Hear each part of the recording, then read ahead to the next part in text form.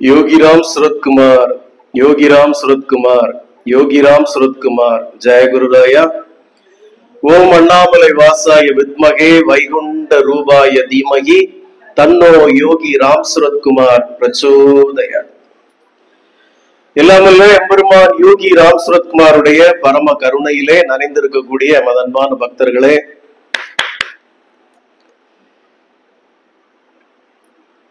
இன்றைய தினம் காலையிலே சென்னையில இருந்து மோகன் அப்படின்னு ஒரு பக்தர் ஒரு காலையிலே போன் பண்ணி, சுவாமி நல்லா இருக்கீங்களா அப்படின்னாரு.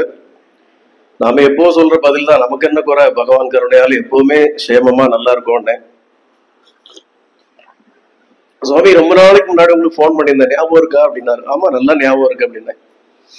எனக்காக சில பிரார்த்தனைகள்லாம் வைக்க சொன்னேன், நீங்க வச்சிருந்தீங்க.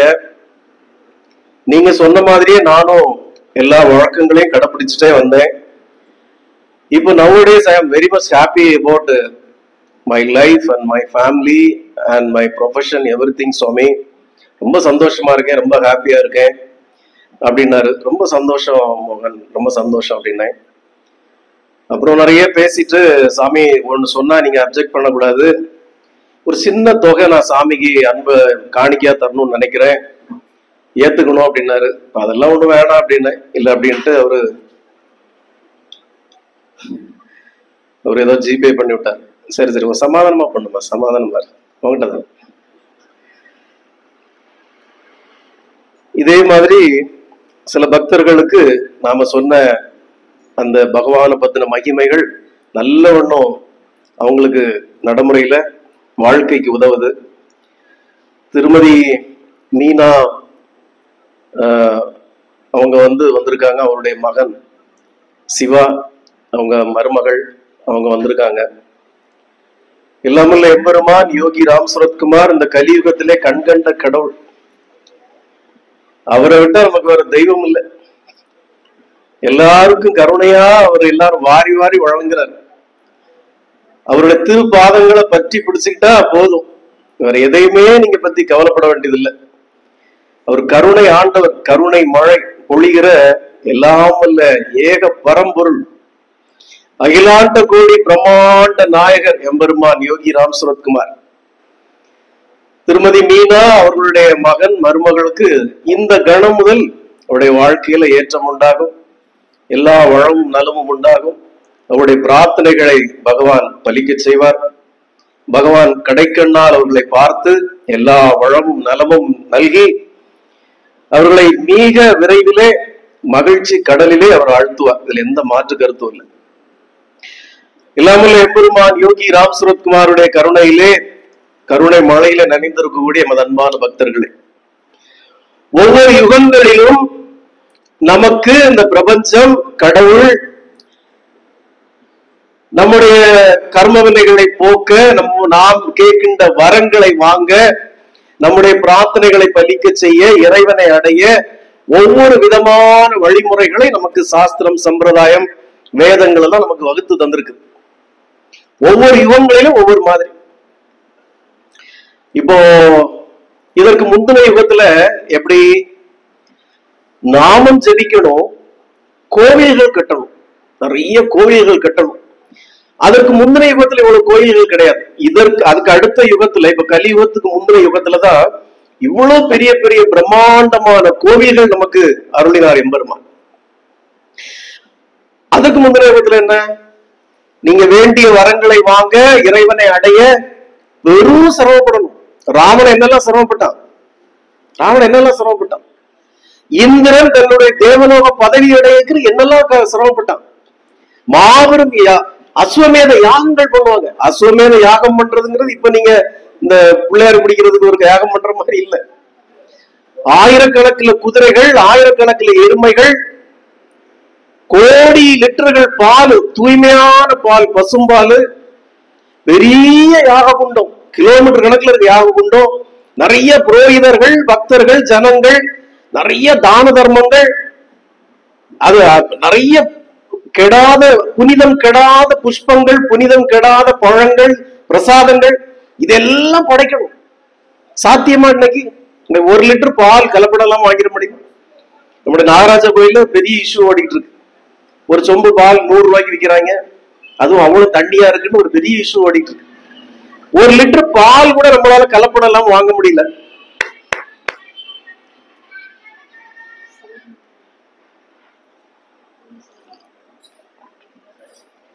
போன்ல சைலண்ட் மோட்ல போடுங்கம்மா அப்படின்னு 1000 கோடி பிசினஸா வந்துற போது போன்ல இப்போ கூப்பிடுவாங்க, பிறகு கூப்பிடுவாங்க. அப்ப நமஸ்காரம் வாங்க.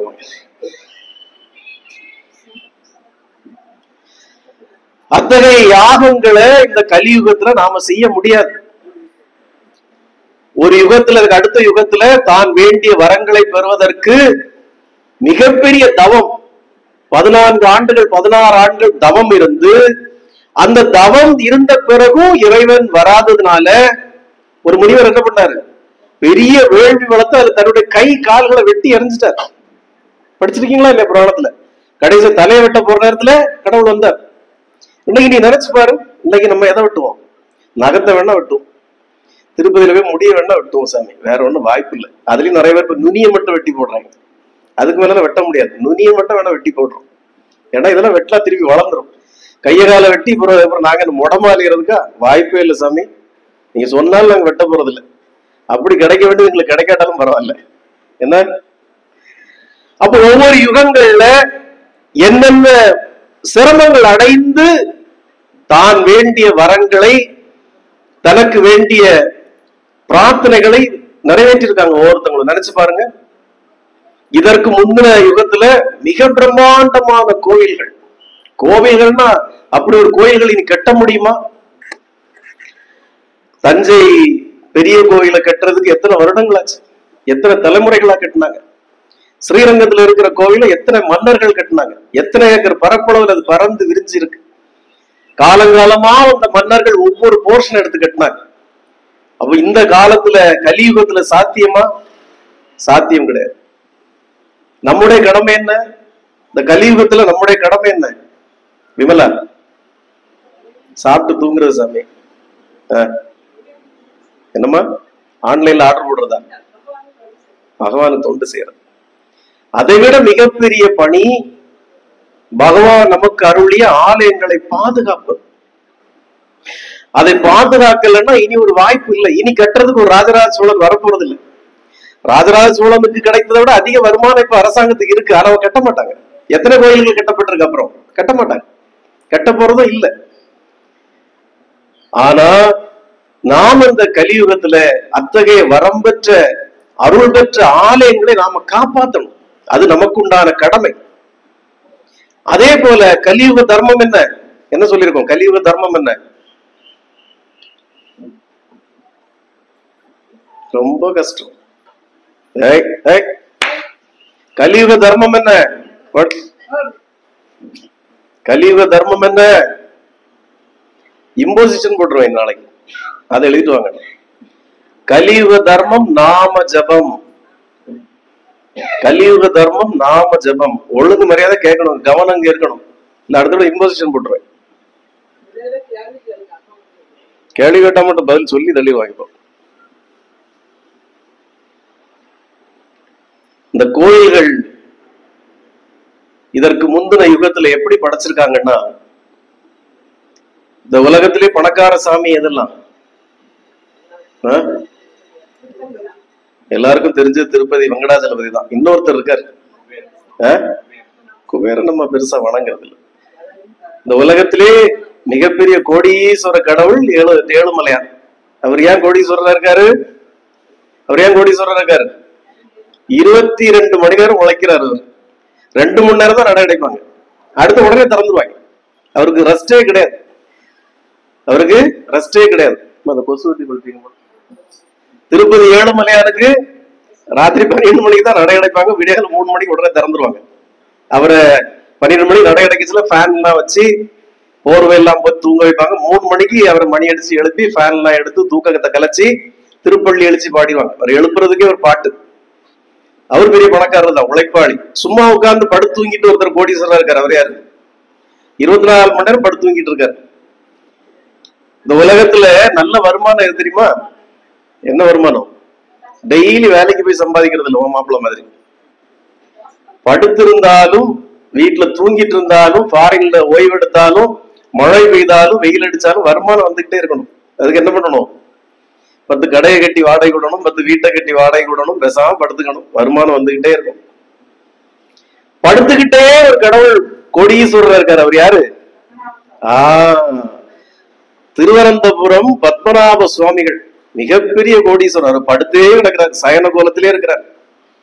மிகப்பெரிய கோடீஸ்வரர். இன்னைக்கு 6 சுரங்கங்கள்ல 4 சுரங்கங்களை திறந்து பார்த்துட்டாங்க. இன்னும் 2 சுரங்கங்கள் திறக்கல. அந்த 4 சுரங்கங்கள்ல ஒண்ணுக்கு அடுத்தது 15 சைவர் போட்ட அளவுக்கு அங்க இருக்கு. ஒண்ணுக்கு அடுத்தது 15 சைவர் போட்டா எவ்வளவு? எனக்கு கூட்டுத்தொகை தெரியல, நான் கணக்குல ரொம்ப வீக். உங்களுக்கு யாருக்கா தெரியுமா? என்ன ஒண்ணுக்கு அடுத்தது 15 சைவர் போட்டா எத்தனை வரும்? ட்ரம்ப் கிட்ட தான் கேட்கணும். அவர் தான் எல்லாருக்கும் டாக்ஸுக்கு மேல டாக்ஸ் போட்டுட்டு இருக்காரு. ஏற்கனவே இந்தியாவோட எதிரி நாடுகள் எல்லாம் கடந்த 10 ஆண்டுகள்ல கத்தியின்றி ரத்தமின்றி யுத்தமின்றி அழிச்சு முடிச்சுட்டாங்க. போரே இல்லாம முடிச்சு விட்டாங்க. இவன் வாலண்டரியா வந்து சிக்கிறான். நானும் ரவுடிதான்னு ட்ரம்ப் வாலண்டரியா வந்து வாய கொடுக்கிறாரு. நம்மளால முடிச்சு விட்டுருவாரு சீக்கிரம். சரி, அப்போ 4 இத திறந்தப்போ ஒண்ணுக்கு அப்புறம் 15 சைவர் போட்டா எவ்வளவு இருக்குமோ அவ்வளவு இருக்குதான். இன்னும் 2 இதை திறக்கல. சுமார் 300 ஆண்டுகளாக அதை அடைச்சு வச்சிருக்காங்க. 300 ஆண்டுகளாக. இதை திறந்தப்போ பெரிய அதிசயம் என்னன்னா, 300 ஆண்டுகள் ஆச்சு. நம்ம வீட்டை ஒரு வாரம் அடைச்சிட்டு போ. மீனா அம்மா வீட்டை அடைச்சிட்டு வந்திருக்கா, நாளைக்கு போனா ஒட்டடெல்லாம் முடிச்சிருக்கோம், லேசா தூசெல்லாம் அடைஞ்சிருக்கும். 300 ஆண்டுகளாக திறக்கப்படாத சுரங்கத்துல ஒரு எறும்பு கூட உள்ள போகலையா? ஒரு எறும்பு கூட உள்ள இல்ல. இவங்க பயந்தாங்க, உள்ள பேய் இருக்குமா, பிசாசு இருக்குமா, அனகோண்டா இருக்குமா, மலைப்பாம்பு இருக்குமான்னு பயந்தாங்க. ஒரு எறும்பு கூட உள்ள போகல. ஏன்? அது அந்த காலத்திலே லெட்டு வச்சு அடைச்சிருக்காங்க. 300 ஆண்டுகளுக்கு முன்னாடி. லெட்டுன்னா என்னது தமிழ்ல? என்னடைய அது? எனக்கும் தமிழ்ல என்னன்னு டக்குன்னு தெரியலையே. லெட்டுனா ஈயம் நினைக்கிறேன். ஈயத்தை வச்சு பூசி அடைச்சு வச்சிருக்காங்க. ஒரு எறும்பு கூட உள்ள போகாத அளவுக்கு. கொனார்க்குன்னு ஒரு கோயில் இருக்கு, தெரியுமா? யாருக்கும் தெரியாது. கேள்வி. அதாவது யோகிராம் சுரத்குமாருடைய நாமத்தை பரப்புறதுக்கு அந்த அம்மா நாடு நாடா போகுது. இப்ப ஐரோப்பால சுற்றுப்பயணம் பண்ணிட்டு இருக்கு. அவ்வளவு கூட்டம். இங்க மாதிரி இவங்க வந்திருக்க மாதிரி மதுரைக்கு அந்த பக்கம் இருந்து வரவோ இல்ல உங்களை மாதிரி பக்கத்து வீட்டுல இருந்து வரவோ இல்ல. அப்ப அந்த அம்மா ஜெர்மனில இருக்கிறாங்கன்னா பக்கத்து ஐரோப்பிய நாடுகள்ல இருந்து பிளைட் பிடிச்சு வருவாங்க. பாரிஸ் போறாங்கன்னா பக்கத்து நாடுகள்ல இருந்து, பக்கத்து ஐரோப்பிய கண்ட்ரிகள், பக்கத்து ஐரோப்பிய கான்டினென்ட்கள்ல இருந்து பிளைட் பிடிச்சு வருவாங்க. வந்து அம்மாவை பார்த்து தரிசனம் பண்ணி யோகிராம் சுரத்குமார பார்த்துட்டு போவாங்க. அதெல்லாம் புண்ணிய ஆத்மாக்கள். இங்க பக்கத்துல இருந்து என்னைக்கு பேர் பாதி வரை காணும்.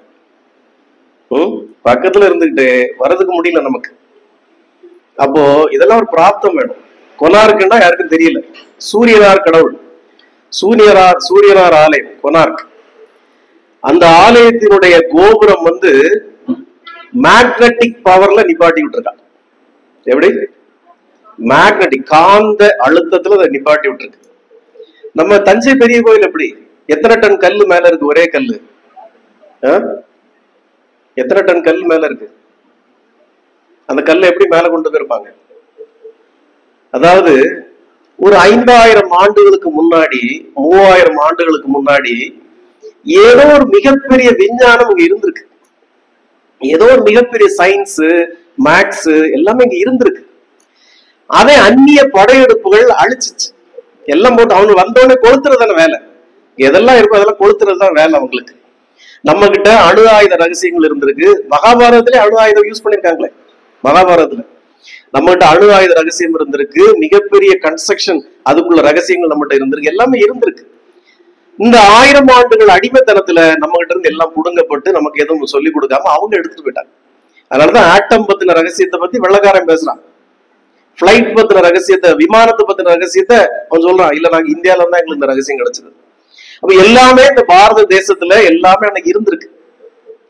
அப்போ பிற காலகட்டங்கள் மறக்கடிக்கப்பட்டிருக்கு. அப்ப இத்தகைய ஆலயங்களை நாம பாதுகாப்பதுங்கிறது நம்முடைய முதற் கடமை. அப்போ இந்த ஆலயங்களை பாதுகாக்கிறதுங்கிறது இப்போ இனி வாய்ப்பு இருக்கா? ஏன் நம்ம பாதுகாக்கணும்? இப்ப நம்ம கட்டுறதெல்லாம் எப்படி? செங்கல், சிமெண்ட், போதாத குறைக்கு என்ன ஒண்ணு புதுசா கண்டுபிடிச்சிருக்காங்க, எம்சாண்ட். நம்ம ஏற்கனவே சொன்னோம், மலையை உடைக்கிறது எவ்வளவு பெரிய ஆபத்து. ஆத்து மண்ண அளவோடு அழுனா கூட திருப்பி வந்து கிடைச்சிரும். ஆனா மலையை உடைச்சா திருப்பி மலையை வைக்க முடியாது. ஆனா பாழா போன இந்த அரசாங்கத்துக்கு தெரிய மாட்டேங்குது. ஒரு ரோடு போட்டா 10 வருஷம் 15 வருஷம் இருந்தாலும் நல்லது. மலையை உடைச்சு 3 வருஷம் ஒருக்காக செக் பண்ணிடுறாங்க. மழை இல்லைன்னா மழை இல்லை, திருச்செந்தூர் தூத்துக்குடி ஏரியா மாதிரி ஆகி போகும். ஆனா அந்த அரசாங்கத்துக்கு அதை பத்தி விழிப்புணர்வும் இல்லை, யாருக்கும் அதை பத்தி விழிப்புணர்வும் இல்லை. சரி, அது நமக்கு எதுக்கு வம்பு? அவரு ரமண மகரிஷி சொன்ன மாதிரி, படைத்தவன் படைத்ததை பார்த்துக்குவான்ப்பா, நீ வந்த வேலையை நீ பாரு, அவ்வளவுதான். படைத்தவன் படைத்ததை பார்த்து கொள்வான். 54 ஆண்டுகளை அடிமைப்படுத்தி, 54 நாடுகளை அடிமைப்படுத்தி, அத்தனை செல்வங்களையும் கொள்ளையடித்து, கலாச்சாரத்தை மாற்றி, மொழியை மாற்றி, மதத்தை மாற்றி போன பிறகும் இந்த 54 நாடுகளை விட பாரத தேசம் பாரில் வலிமையான ஒரு நாடாக உயர்ந்திருக்கிறது. நம்மகிட்ட கொள்ளையடிச்சுட்டு போன நாடு கூட இப்போ படுபாதாளத்துல வீழ்ந்து கிடக்குது. 7வது இடத்துல 8வது இடத்துல அந்த நாடுகள் இருக்கு. நாம இந்த உலகத்திலே 3வது மிகப்பெரிய சக்தியாக இருக்கிறோம். அமெரிக்கா கூடி சீக்கிரம் அண்டர் கிரவுண்டுக்கு போயிடும். அப்புறம் முதலிடம்ங்கிறது சைனாவுக்கா இந்தியாவுக்காங்கிற போட்டி தான் இப்போதைக்கு. அப்ப இதனுடைய காரணம் என்ன? இந்த மாதிரி மிகப்பெரிய அவதாரங்களும் மகா புருஷர்களும் அவங்க வந்து வாழ்ந்த மண்ணு. அடுத்ததா என்ன காரணம்? நாம ஜெபிக்கிற நாமம். வேற எந்த நாட்டிலும் இந்த மாதிரி நாமங்களை ஜெபிக்கிறது இல்லை. வேற எந்த நாட்டிலும் இந்த மாதிரி நாம ஜெபங்கள் முழங்குறது இல்லை. ஹரே ராமா ஹரே கிருஷ்ணா இயக்கம் ஒண்ணுதான் உலகம் எல்லா இடத்துலயும் இந்த நாமத்தை ஒலிக்குது. அடுத்ததான் நாம தான் இவ்வளவு நாமங்களை ஜெபிக்கிறோம். இந்த நாமத்தின் சக்தி பகவான் எப்பவுமே சொல்லுவார் யோகிராம் சுரத்குமார், நீங்கள் சொல்லுகின்ற ஒவ்வொரு நாமமும் உங்களுக்கு நன்மை செய்வதோடு என்னுடைய பிரபஞ்ச பணிக்கு அது பயன்படும். பிரபஞ்ச பணி அவருக்கு என்னது? அவர் சொல்லுவாரு, எல்லா பக்தர்கள்ட்டையும் நான் உங்களுக்கு அருள் புரியுறது என்னுடைய வேலை இல்லை, அதை நான் சாதாரணமா பண்ணிட்டு இருக்கேன். என்னுடைய மிகப்பெரிய பணி என் தந்தையின் பணி, அதை தான் நான் செய்துட்டு இருக்கேன். அப்ப அது என்ன பணி? பாரத தேசத்தை அடிமைத்தனத்தில் இருந்து மீட்டெடுத்து, அடுத்தது மீட்டெடுத்த பிறகுதான் திருவண்ணாமலையில் வந்து இருந்தார். பாரத தேசத்தை அடிமைத்தனத்திலிருந்து மீட்டெடுக்கிற வரைக்கும் பாத யாத்திரை தெரிஞ்சார். 7 ஆண்டுகள் இந்தியா முழுக்க பாத யாத்திரை தெரிஞ்சார். சுதந்திரம் பெற்று சில ஆண்டுகள்ல தான் வந்து அருணாச்சலத்துல வந்து உட்கார்ந்தார். எதுக்கு உட்கார்ந்தாரு? அடுத்த டார்கெட் தந்தை கொடுத்திருக்கிற பணி பாரத தேசத்தை வறுமையிலிருந்து மீட்டெடுப்பது. வறுமையிலிருந்து மீட்டெடுத்தார். சுதந்திரம் அடைஞ்சோட நம்ம நிலைமை என்ன? பட்டினி, பசி, தெருவங்கும் புண குவியல்கள், செயற்கை பட்டினி. பகவான் அந்த வறுமையை மீட்டெடுத்தார். 1990 சொன்னாரு, பாரத தேசம் அடுத்த 25 ஆண்டுகளில் உலகின் தலை சிறந்த நாடாக நிமிர்ந்து நிற்கும். நடக்குது. அப்போ பகவானுடைய தந்தையின் பணின்னு அவர் செய்தது இதுதான். நம்மை வறுமையிலிருந்து மீட்டெடுத்து, நம்மை காத்தெடுத்து, நம் திருநாட்டை உயர்த்தியதுதான் பகவானுடைய அவதார நோக்கம். அவருடைய சமகாலத்துல வாழ்ந்த எந்த சுவாமிகளும் அந்த பணியை செய்யல. அதனாலதான் அவருடைய குருக்களுக்கு யாருக்கும் கோயில் இல்ல, நம்ம சாமி கோயில் இருக்கு. இவர் அவதாரம். மற்றவங்க நினைக்கிற மாதிரி சும்மா குரு இந்த வியாழக்கிழமை பூஜை எடுத்து பூஜை பண்ற சாமி இல்ல. அவரு ஏக பர பிரம்ம அகிலாண்ட கோடி பிரம்மாண்ட நாயகர். அவர் இதை நான் சொன்னப்ப மேல சண்டைக்கு வந்தாங்க.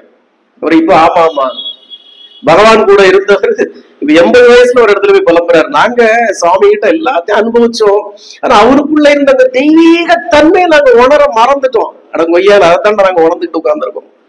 நீங்க இப்படியே ஒவ்வொருத்தரையும் புதுசா வரவனெல்லாம் நீங்க ஒழிச்சிடணும்னு நினைச்சீங்கன்னா நீங்களும் பகவானை ஒண்ணும் பண்ண போறது இல்ல, அடுத்த தலைமுறையும் பண்ண விட மாட்டீங்க. இதான் பண்ணிட்டு இருக்கிறீங்க. நீங்க தெய்வீகத்தன்மை உணர்ந்தவங்க நாம முதல்ல நம்ம தான் சொன்னோம், அவர் வந்து குரு இல்ல. ஏன் நம்ம அதை சொன்னோம்?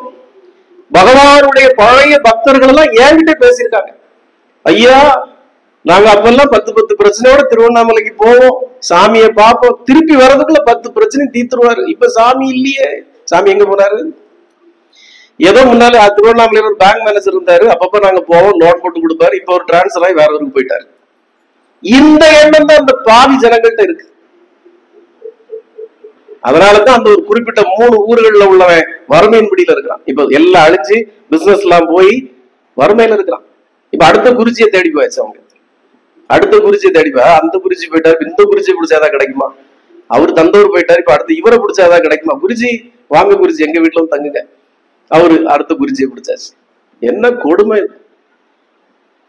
ஏக இறைவனிடம் பர பிரம்மத்திடம் இருந்து பணி செய்தவர்களால் அடுத்த குறிச்சியை தேடி போறாங்க. எப்படி போக முடியும்? நம்ம எல்லாம் பகவானை பார்க்காதவங்க. அவருடைய ஏக கருணை உணர்ந்ததால அவரே பற்றி பிடிச்சிட்டு இருக்கோம். இன்னைக்கு வேற தெய்வமே கிடையாது எங்களுக்கு, அவர் தான் தெய்வம். இந்த உணர்வு ஒவ்வொரு பக்தருக்கும் இருக்கும். இந்த கலியுகத்துல ஏன் நாம ஜபத்தை முக்கியம்னு சொன்னாங்க? பகவான் ஸ்ரீ கிருஷ்ணர் சொன்னாரு, எல்லாமே எம்பெருமான் யோகி ராம் சரத்குமார் சொன்னாரு, வேற எல்லாரும் அவ்வளவு சொல்லல. ரமணபுரி சொன்னாரா நாமத்தே சொல்லிட்டுன்னு சொன்னாரா? சொல்லல. அரவிந்தர் சொன்னாரா நாமத்தே சொல்லிட்டுன்னு சொன்னாரா? ரமண மகரிஷி என்ன சொன்னாரு? சும்மா இருந்தார். யாரு போனாலும் சும்மா இருப்பா, சும்மா உட்காந்துரு அப்படின்னாரு. அரவிந்தர் ஒண்ணுமே சொல்லல. அவர் பாட்டுக்கு 35 வருஷம் ரூமுக்குள்ளே போய் உட்காந்துட்டாரு. அவர் ஒண்ணுமே சொல்லல. ராம்தாஸ் என்ன சொன்னாரு? அப்பா ராம்தாஸ் என்ன சொன்னாரு? ஓம் ஸ்ரீராம் ஜெயராம் ஜெய ஜெயராம் சொல்லிட்டு இருங்க அப்படின்னாரு. அவ்வளவுதான். ஆனா பகவான் தான் நாமத்தை விடாமல் ஜெபித்து கொண்டது. நாமமே ஸ்மரணம், நாமமே சமாதி, நாமமே எல்லாம். அதற்காக ஒரு புதிய நாமத்தை உருவாக்கி கொடுத்தார் கலியுகத்துல. வேற யாரு கொடுத்தா அப்படி ஒரு நாமத்தை? எல்லாரும் மடம் கட்டினாங்க, ஆலயம் கட்டினாங்க, புத்தகம் எழுதுனாங்க. அவர் அப்படி இல்ல, நாமத்தை உருவாக்கி கொடுத்தார். ஏக பிரம்மம். இந்த காலத்துல நீங்க சிமெண்ட், செங்கல், எம்சாண்ட் வச்சு கட்டுற லைஃப் எவ்வளவு நாள்? ஒரு வீடு கட்டுறதுக்கு நீங்க ஒரு 30 வருஷம் லோன் போடுறீங்க. 30 வருஷம் லோன் போட்டு வீடை கட்டுவீங்க. 30 வருஷம் லோன் முடியச்சுல வீடும் ஜோலி முடிஞ்சிடும். அங்கங்க கீறி வெடிச்சு பொழந்து வீடும் ஜோலி முடிஞ்சிடும். அடுத்த 30 வருஷம் லோன் போட்டு வீட்டை புதுப்பிக்கணும். ஆமா, அப்புறம் சாகிற வரைக்கும் லோனை கட்டிட்டே இருக்க வேண்டியது. வீடும் நம்மள வாழ விடாது, லோனை நம்மள வாழ விடாது. இதான் இன்னைக்கு நிலைமை. நான் இப்ப சொல்றேன், எப்படி கார் நமக்கு ஒரு மைனஸோ அது இன்ஃபுல்ற இதாகுதோ, அதே போல வீடும் அப்படித்தான். நிறைய பேர் ஓரெல்லாம் வீட்டுல விட்டு இன்வெஸ்ட் பண்றதெல்லாம் தேவையில்லாத வேலை. அப்போ ஒரு வீடே 30 வருஷம் தான் வாழ்க்கை. நம்ம ஒரு கோயில் கட்டி என்ன பண்ண போறோம்? இப்போ 35-40 ஆண்டுகளாக கன்னியாகுமரி மாவட்டத்துல 3 இடங்கள்ல சுவாமி இருந்தார். ராம்ஜி ஆசிரமம் குமார கோயில்ல, கன்னியாகுமரி பக்கத்துல இந்த மந்திராலயம், அப்புறம் பேயோட்ல அந்த குருகுலம், ஆனந்த குருகுலம். இன்னைக்கு 40 ஆண்டுகள் கழித்து பகவான் ஒரு புதிய இடத்துல வந்திருக்காரு. பகவான் இருக்கிற வரைக்கும் அன்னைக்கு நீங்க என்னோட வீடியோ எத்தனை பேர் பாத்தீங்கன்னு தெரியாது. ஒருத்தரும் பாக்குறது இல்லையா? அந்த வீடியோ எல்லாம் அனுப்புற அவர் வேலை வெட்டி இல்லாம அனுப்பிட்டு இருக்காரு. நமக்கு ஒரு வேலை சொல்லி இல்லையா? வேற யாராவது நல்ல ரீல்ஸ் அனுப்பியிருக்காங்களா பாரு, நல்ல குத்து டான்ஸ் அப்படி இப்படியேதான் அனுப்பியிருக்காங்களா பாரு. இவர் என்னத்தையா அனுப்பிட்டு இருப்பாரு, இவருக்கு ஒரு வேலை சொல்லி இல்லை. அப்படிதானே? அப்படி இல்லை. யார் எத்தனை ஒரு வீடியோ பாத்தீங்க? அந்த ஒரு பிள்ளைதான் பாத்துருக்கு. கோயம்புத்தூர்ல திரு விசிறி சங்கர் பேசினார். என்ன பேசினார்? பகவான் இருக்கிற வரைக்கும் திரிசூல் அப்படின்னாரு. திரிசூலம் 3 இடங்களும் திரிசூலமா இருக்கு. இப்ப 4வது அவர் சூலம் வந்திருக்குன்னு சொல்லிட்டு அடுத்த கணத்திலே பகவான் அதை மாத்தி பேச வைக்கிறார். 4வது சூலம் வருமா வராது? அப்போ அதற்கு இந்த திரிசூலுக்கு ஊன்றுகோலாக சரக்கல் வலையில யோகி ராம் சரத்குமார் நாம பிரச்சார குடியில் இருக்கு. இந்த திரிசூலத்தை தாங்குவது சரக்கல் வலைதான். இதெல்லாம் நாம பேசுறது இல்ல, பகவான் பேசுறாரு. நமக்கு ஆரம்ப காலத்துல எவ்வளவு எதிர்ப்புகள் இருந்தது, அந்த எதிர்ப்புகள் எப்படி விலகுது பாரு. அவங்களே நம்மளை இது யாருன்னு கேட்டுறாங்க. இன்னைக்கு பேசினவரு கடுமையான எதிர்ப்புகள் எல்லாம் போயிருக்கோம். என்னங்க இப்படி பேசிட்டீங்க நீங்க மேடையில, உங்க பாட்டுக்கு போயிருக்கோம். ஆனா பகவான் கொண்டு வர்றார். நம்முடைய பரிசுத்தமான பணிகளுக்காக நம்மளை பாரில் உயர்த்துகிறார். அப்ப இன்னைக்கு இந்த இடத்துல வந்திருக்கு. ஒவ்வொரு காசும் இத போல நம்முடைய உழைப்பு, உங்களுடைய சிறு சிறு பங்களிப்போட இதை நம்ம ஏதோ கொஞ்சம் தக்க வச்சிருக்கோம். காத்தடிச்சா கூட அந்த பில்லருக்கு லேசா ஆடி சோறுலாம் இடிஞ்சு விடுது. அவ்வளவு காத்து அடிக்குது, புயல் காத்து மாதிரி அடிக்குது. அப்ப இதை பாதுகாப்பது உங்களுடைய பணி. ஊஞ்சல் பண்ணிருக்கோம், ஊஞ்சல் செய்து வந்தவா கேட்டிருப்பா, நம்மளும் நல்லா தானே செய்து கொடுத்தோம், இவர் ஏன் திருப்பி போட்டதுக்கு வேலை செய்யிட்டு இருக்காரு அப்படின்னு நினைச்சல. அதுல நிறைய இடங்கள்ல அந்த கேப்பா இருந்தது. அந்த ஜாயின் போடுவாங்க இல்லையா, ஜாயின் போடுறதுலாம் அடைக்கல, உங்களுக்கு டைம் இருந்திருக்காது. அப்ப நம்முடைய வேலை என்னன்னா, பகவானுக்காக ஒரு பொருள் வந்தாச்சுன்னா அதை திருப்பி நம்ம மெயின்டைன் பண்ண முடியாது. அப்போ அதை அர்ப்பணிப்பு விழாவுக்கு முன்னாடி அதெல்லாம் சரி பண்ணி அந்த அடைப்புகள் எல்லாம் அடைச்சு நிறைய இடங்கள்ல அந்த விட்டு வெள்ளை கலர்ல இருந்து அப்ப எல்லாத்தையும் அந்த ப்ரௌன் கலர்ல மாத்தி நிறைய வேலை அதை நீட்டா பர்ஃபெக்டா அந்த வேலையை முடிச்சு நாளைக்கு அர்ப்பணிப்பு விழா. இனி அதுக்கப்புறம் நம்ம அதை தொடக்கூடாது, அது அப்படியே இருக்கு. அதனால இந்த வேலைகளை பார்த்தோம். இப்ப எல்லாம் அந்த கேப் எல்லாம் அடைச்சு நீட் ஆக்கிட்டோம். அப்போ நாம கஷ்டப்பட்டு உருவாக்கி வைக்கிற இவையெல்லாம் பாதுகாக்க வேண்டியது உங்களுடைய கடமை. ஏன்னா இந்த யோகி ராம் சுரத்குமார் நாம பிரச்சார குடில் நமக்காக மட்டும் உருவாக்கப்பட்டதில்லை. எல்லாமே ஏக பரம்பொருள் எம்பெருமான் யோகி ராம் சுரத்குமார் இந்த இடத்துல ஏதோ சிவகுமாருக்காகவோ நமக்காகவோ மட்டும் அமர்ந்திருக்கல. அவர் ஏதோ ஒரு பெரிய திருப்பணிக்காக வந்து உட்கார்ந்துருக்கார். நானு அடியேன்னு இப்படித்தான் இந்த விக்கிரகத்தை விளையாட்டா செய்தேன், விளையாட்டா கொண்டு வச்சேன், நான் வணங்குறதுக்காக தான் கொண்டு வச்சேன். எனக்கு பகவானை எப்பவுமே பிரம்மாண்டமா வச்சு வழிபட பிடிக்கும். ராமர் படம் வாங்கினாலும் பெருசு, பகவான் யோகி ராம் சுரத்குமார் வாங்கினாலும் பெருசு, எல்லாமே பெருசு பெருசா எனக்கு வச்சு வழிபடுறதா எனக்கு பிடிக்கும். அதை வந்து இந்த மாதிரி ஒரு பெரிய ஆசிரமமா மாத்தி விட்டு போயிட்டாங்க ஒருத்தங்க. அதுக்கப்புறம் ஒரு 4-5 மாசமா அது நடந்த விதம் ஒண்ணு எனக்கு பிடிக்கல. சரி வேண்டாம், எதுக்கு இந்த யோகி ராம் சுரத்குமார் நாம பிரச்சார குடியில வச்சு வழிபடுறோம், வேண்டாம் அப்படின்னு ஒரு முடிவுல இருக்கிறப்பதான் பகவான் ஒரு புதிய வேலையை செய்யறாரு. எப்பா நீ என்ன வேண்டாம், நீ என்ன முடிவு பண்றது, நீ என்ன முடிவு பண்றது? நான் வந்திருக்கிற வேலையை விட்டு இல்லாமல வந்து உட்கார்ந்துருக்கேன், நான் மிகப்பெரிய பணிக்காக வந்து உட்கார்ந்துருக்கேன். அப்போ இந்த யோகி ராம் சுரத்குமார் நாம பிரச்சார குடியில வேண்டாம் நான் முடிவு பண்றச்ச, ஒரு நாள் நான் வெளியே ஹாஸ்பிட்டலுக்கு கிளம்பிட்டு இருக்கச்ச கேட்ல ஒருத்தர் வந்து நிக்கிறார். அவரு கேட்டை தட்டுறாரு. உண்மையிலே நான் நினைச்சேன் அவர் வேற எதுக்கும் வந்திருக்காரு, யாருன்னு தெரியல என்னன்னு தட்டினா அவரு அங்க இருந்து ஐயா ஐயான்னாரு. என்ன சாமி கும்பிடணும் அப்படின்னாரு. சாமி கும்பிடணுமா? எங்க சாமி? ஓ இதுவா, சரி உள்ள வாங்க அப்படின்னு உள்ள வந்தாரு. நான் அப்போ அவர் யாருன்னு எனக்கு சரியா புரியல. இவர் யாரு சாமி கும்பிடணும் வந்து நம்ம சாமி வச்சிருக்க யாருக்குமே தெரியாது. அன்னைக்கு இந்த மாதிரி யூடியூப்ல போடுறது இல்ல, பேஸ்புக்ல ஒண்ணும் போடுறது இல்ல, அங்கதான் போடுவாங்க. அவங்கதான் நாங்க மெயின் பிரான்ச் சப் பிரான்ச்சுங்கிற அவங்கதான் போட்டுட்டு இருப்பாங்க, நம்ம ஒண்ணும் போடுறது இல்ல. இவர் யாரு சாமி கும்பிட வந்திருக்காரு அப்படின்னு வந்த உடனே அவர் சொன்னார், ஐயா நான் சென்னையில இருந்து வரேன், இந்த யோகி ராம் சுரத்குமார் நாம பிரச்சார குடியில சாமியை பார்த்தா எனக்கு இன்னும் அவரே அவருடைய திருமேனிய கண்ணுல நின்றுட்டே இருக்கு. அதுக்காக தேடி இன்னைக்கு காலையில ரயில்ல வந்து எனக்கு திருநெல்வேலிக்கு முன்னாடி கன்னியாகுமரி இருக்கா, கன்னியாகுமரிக்கு முன்னாடி திருநெல்வேலி இருக்கான்னு தெரியாம திருநெல்வேலியில இறங்கிட்டேன். அப்புறமேட்டு தான் தெரியும் இதுக்கு அடுத்ததான் கன்னியாகுமரி இருக்குன்னு. அங்கிருந்து திருப்பி வந்து இந்த சரக்கல் விலை எங்க இருக்கு, காமராஜர் சாலை எங்க இருக்குன்னு நான் ரொம்ப சிரமப்பட்டு தேடினேன். எனக்கு உடல்நிலை வேற சரியில்லை, நடக்க முடியல. இவ்வளவு விசாரிச்சு வந்து இந்த காமராஜர் சாலையை கண்டுபிடிச்சிட்டேன். இங்க வந்து இப்படி ஒரு யோகி ராம் சுரத்குமார் எங்க இருக்குன்னு பார்த்தா எங்கேயுமே இல்லை. நான் அங்கிட்டு போறேன் இங்கிட்டு போறேன் ஏன்னா கேட்டு பூட்டி கிடக்கு, இந்த வீடாதான் இருக்கு, எங்கேயுமே கோயில் எங்க இருக்குன்னு எனக்கு தெரியல. எனக்கு நடக்க முடியல, இருக்க முடியல, பசி வேற, ரொம்ப தூரம் பயணம் பண்ணி வந்திருக்கேன். என்னடா பகவான் நம்மளை ஏமாத்திட்டாரா, இப்படிதான் ஒரு அட்ரஸ் இருந்தது, பகவானை பாக்குறதுக்காக இவ்வளவு சிரமப்பட்டு வந்தோமே, என்னாச்சு அப்படின்னு நினைச்சிட்டு சரி இவ்வளவு தூரம் வந்துட்டோம், சாயங்காலம் நமக்கு ட்ரெயின் திருப்பி, சரி வந்ததே வந்தோம், கன்னியாகுமரி பக்கத்துல அங்கேயாவது போய் வழி விட்டுட்டு போயிருவோம் அப்படின்னு அவர் திரும்புறச்ச ஒரு வயதான பெரியவர், வாயா என்ன வேணும் உனக்கு, இங்கேயே சுத்திட்டு இருக்க, இல்லையா இந்த சாமி எல்லாம் ஒண்ணு இல்ல, இப்போ ஒரு 20 ரூபா வச்சு கிளம்பு, இடத்த விட்டு கிளம்பு. இல்லைங்க எனக்கு அதெல்லாம் வேண்டாங்க, வாங்கிட்டு கிளம்புங்க, நிக்காத போ. இல்லைங்க ஒரு சாமி இந்த யோகி ராம் சுரத்குமார் ஏதோ அதை பார்க்கணுங்க, அதுக்கு ஓ அது அந்த வீட்டுக்குள்ளதான் கத்திட்டு கிடப்பாங்க, போ அந்த வீட்டுக்குள்ள போ, அங்கதான் கத்திட்டு கிடப்பாங்க, போ உள்ள போ. இந்த வீடா, இந்த கேட்டுக்கு முன்னாடிதான் நிக்கிறார், இந்த வீடா அப்படின்னு பார்த்து இந்த கேட்டை எட்டி பாக்குறாரு, இந்த சாமி தெரியுறாரு. சாமியை பார்த்துட்டேன்னு திருப்பி சொல்றதுக்காக திரும்ப அந்த ஆள் இல்ல, இந்த ஆள் இல்ல, அவர் அப்படி கண்ணீரோட வர்றாரு. அப்ப என்ன உள்ள திருப்பி விட்டது சாமி தான். 20 ரூபாய் கிளம்பு போங்கிறாரு. நான் அதுக்கெல்லாம் வரலைங்க, எனக்கு 20 ரூபாய் வேண்டாம், எனக்கு சாமியை தான் பார்க்கணும். அன்னைக்கு வந்தவர் எனக்கு என்ன உணர்த்துறாரு, அப்பா இந்த யோகி ராம் சுரத்குமார் நாம பிரச்சார குடி நீ நினைக்கிற மாதிரி சும்மா நீ மட்டும் வச்சு வணங்குறதுக்கு இல்லப்பா, இது பெரிய அளவுல ஆலமரமா வளரப்போகுது, போனவை முதல்ல. இந்த மாதிரி நிறைய ஜனங்கள் வெளியூர்கள் வந்து வருவாங்க, இன்னைக்கு வந்திருக்கிற மாதிரி நிறைய ஜனங்கள் வருவாங்க. நேத்து சென்னையில இருந்து ஒருத்தர் வந்தார், அதுக்கு முந்தின நாள் ராஜபாளையத்துல இருந்து 2 பேர் வந்தாங்க, அதுக்கு முந்தின நாள் கோயம்புத்தூர்ல இருந்து ஒருத்தவங்க வந்தாங்க. ஆனா நாம மற்றவங்கள மாதிரி வீடியோ எடுத்து அதெல்லாம் போடுறது இல்லை, அது நம்ம பணியும் இல்லை.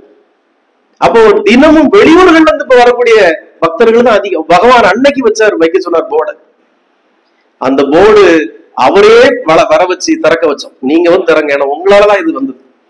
இன்னைக்கு அவரை திருப்பி கூப்பிட்டு அவரு கூட ஒரு நாள் ஸ்பெண்ட் பண்ணி முழுக்க சத்சங்கம் தான். அன்னைக்கு 4 hour உட்கார்ந்து பேசிருக்கோம் சாமியை பத்தி.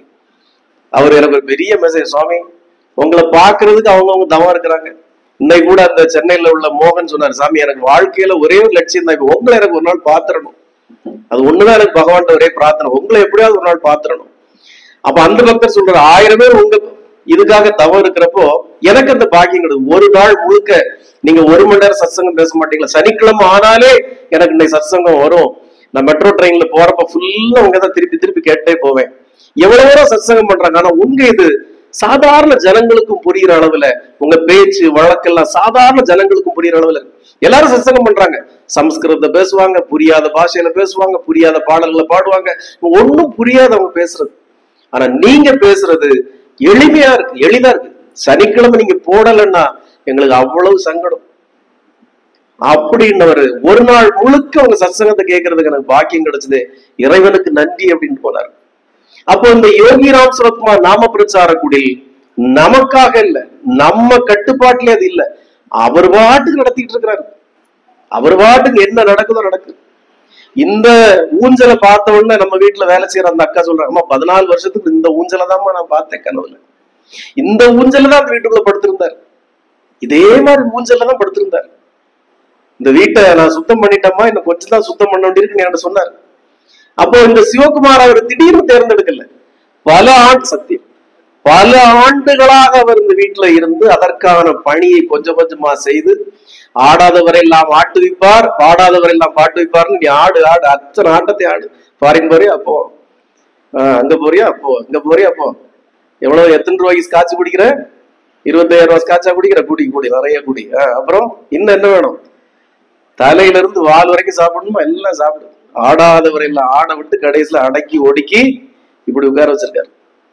அப்போ ஒரு இறைவன், இறைவன் இன்னைக்கு நேரத்தை டக்குன்னு முடிவு பண்ணி நம்மள மாதிரி மனிதர்கள் அவங்க நம்ம ஜனிச்சப்பவே ஒரு காரண காரியத்தை ஜனிக்க வச்சிருப்பாரு. சரோஜாங்க வயித்துல இந்த பையன் சரோஜா வயித்துல ஜனிக்கிறான். இவன் இத்தனை வயசு வரைக்கும் இப்படி ஆடுன்னு ஆடுவான் அருணகிரிநாதர் மாதிரி. அதுக்கப்புறம் அடக்கி கிடப்பான் அந்த பையன். அப்ப அவர் அன்னைக்கு அதை பிளான் பண்ணி செய்யறது, இன்னைக்கு நேரத்து உள்ள பணி இல்லை. யாரால அப்படி மாற முடியும்? நம்மளால ஒரே நாள்ல மாறிட முடியுமா? நம்ம என்ன பட்டினத்தாரா அருணகிரிநாதரா ஒரே நாள்ல தொண்டை கட்டிட்டு போறதுக்கு? அப்ப இறைவன் வழி நடத்துறார் நம்மள. ஒரு யோகியை வழிபடுவதற்கே அவருடைய அனுமதி வேணும்னா, அவரை வைத்து பணி செய்வதற்கு எவ்வளவு பெரிய அனுமதி நமக்கு வேணும்? அப்போ அது புரியாத ஜனங்கள் தான் அங்க இருக்கிறாங்க. எல்லாமல்ல எம்பெருமான் யோகி ராம் சுரத்குமார் நல்லா தூங்குறார்.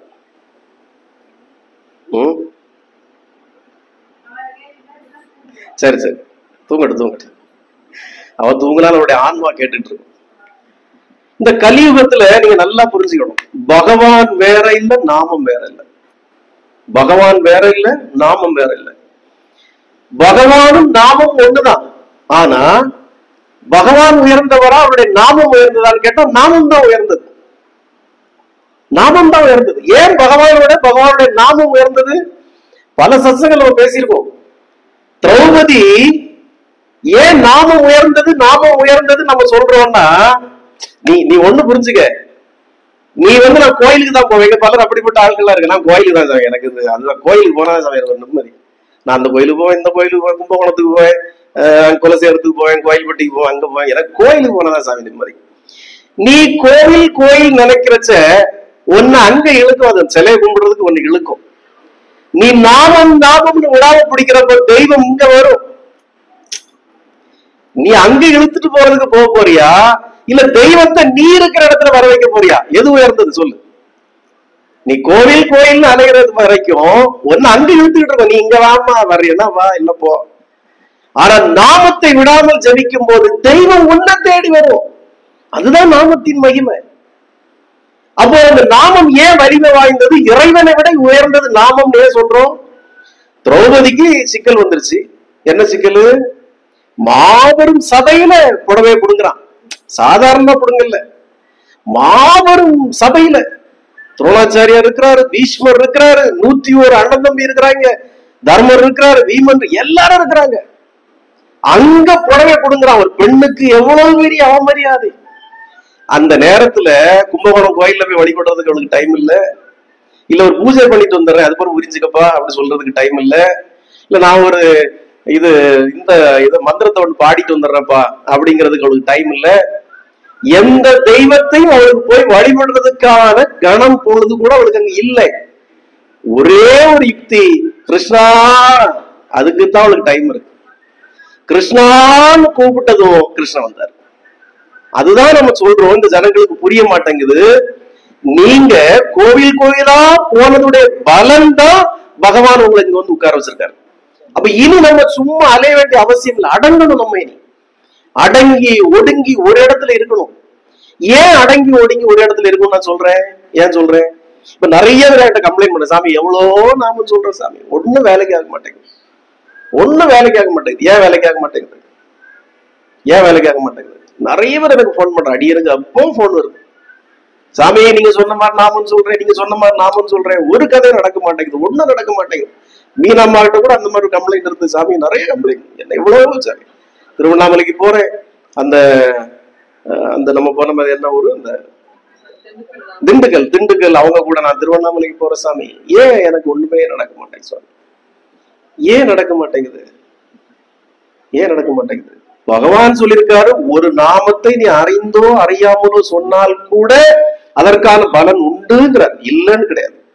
நாம ஏற்கனவே சத்சங்கர் சொல்லிடுவோம், நீ தெரிஞ்சு தெரியாம ஒரு மாத்திரைக்கு விழுங்கிட்டா கூட அந்த மாத்திரையை நீ வெளியே எடுக்க முடியாது. அது உள்ள போய் செய்யக்கூடிய வேலையை செய்துட்டு தான் இருக்கும், உனக்கு வெளியே தெரியாது. அதன் வேலையை செய்துட்டு தான் இருக்கும், நமக்கு தெரியாது அது உள்ள வேலை செய்யிட்டு இருக்குன்னு தெரியாது. ஆனால் நம்ம நினைத்த காரியம் ஏன் நடக்க மாட்டேங்குது நாமத்தை சொல்லி அப்படின்னா, அதற்கு நம்முடைய வேதங்கள் என்ன சொல்லு, நாமத்தை எப்படி சொல்லணும்னு சொல்லி. இப்போ உன் பையன் பேர் என்ன? எது? நந்து. நந்து. இவ அடுக்கலையில இருக்கிறா, நந்து பக்கத்து ரூம்ல இருக்கிறான் வச்சுக்கோமே.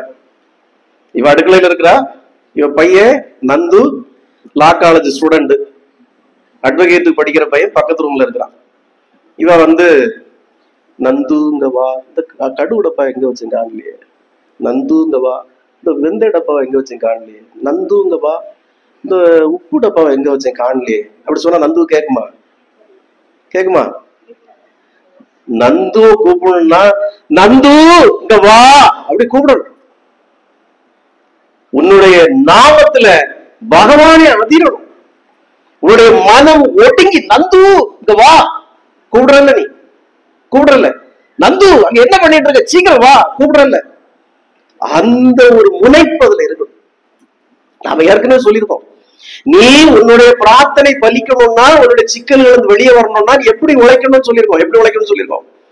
தண்ணிக்குள்ள இந்த 2 பேர் சேர்த்து அழுத்தி வச்சா நீ எப்படி தண்ணில இருந்து மேல மூச்சு முட்டி வெளியே வர்றதுக்கு கைய கால அடிப்பியோ, அதே மாதிரி முயற்சி இருக்கணும் நாமத்துல.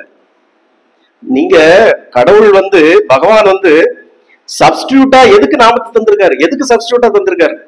டாக்டர் இதுக்கு பதிலா இதை சாப்பிடுங்கன்னு எதுக்கு தந்திருக்காரு?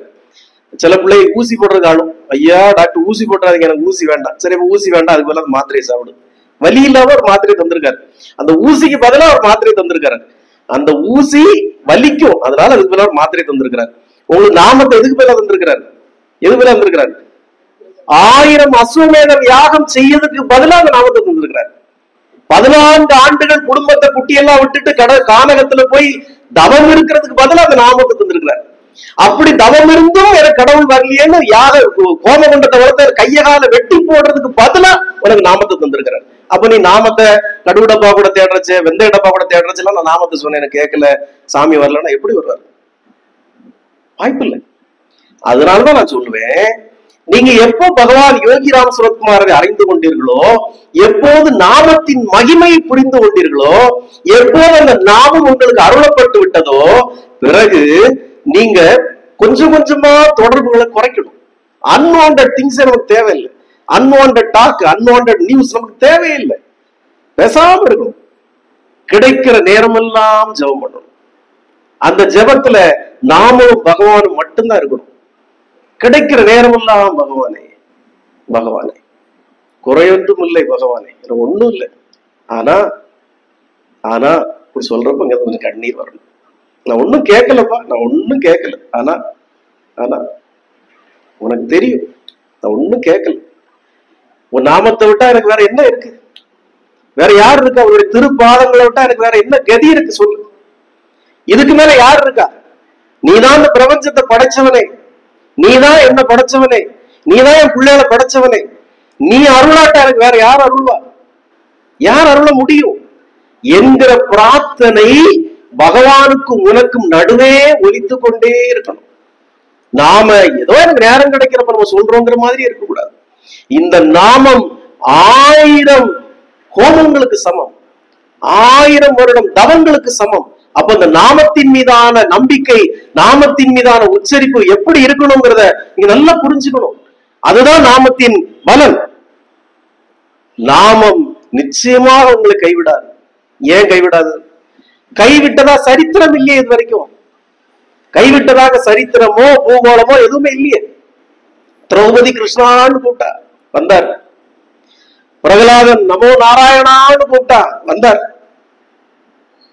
கஜமுகன் என்ன சொல்லி கூப்பிட்டார்? ஆதி மூலமேன்னு கூப்பிட்டார், வந்தார். அப்போ நாமத்தின் ஒலிக்கு பகவான் வராம இருந்தாரா என்ன?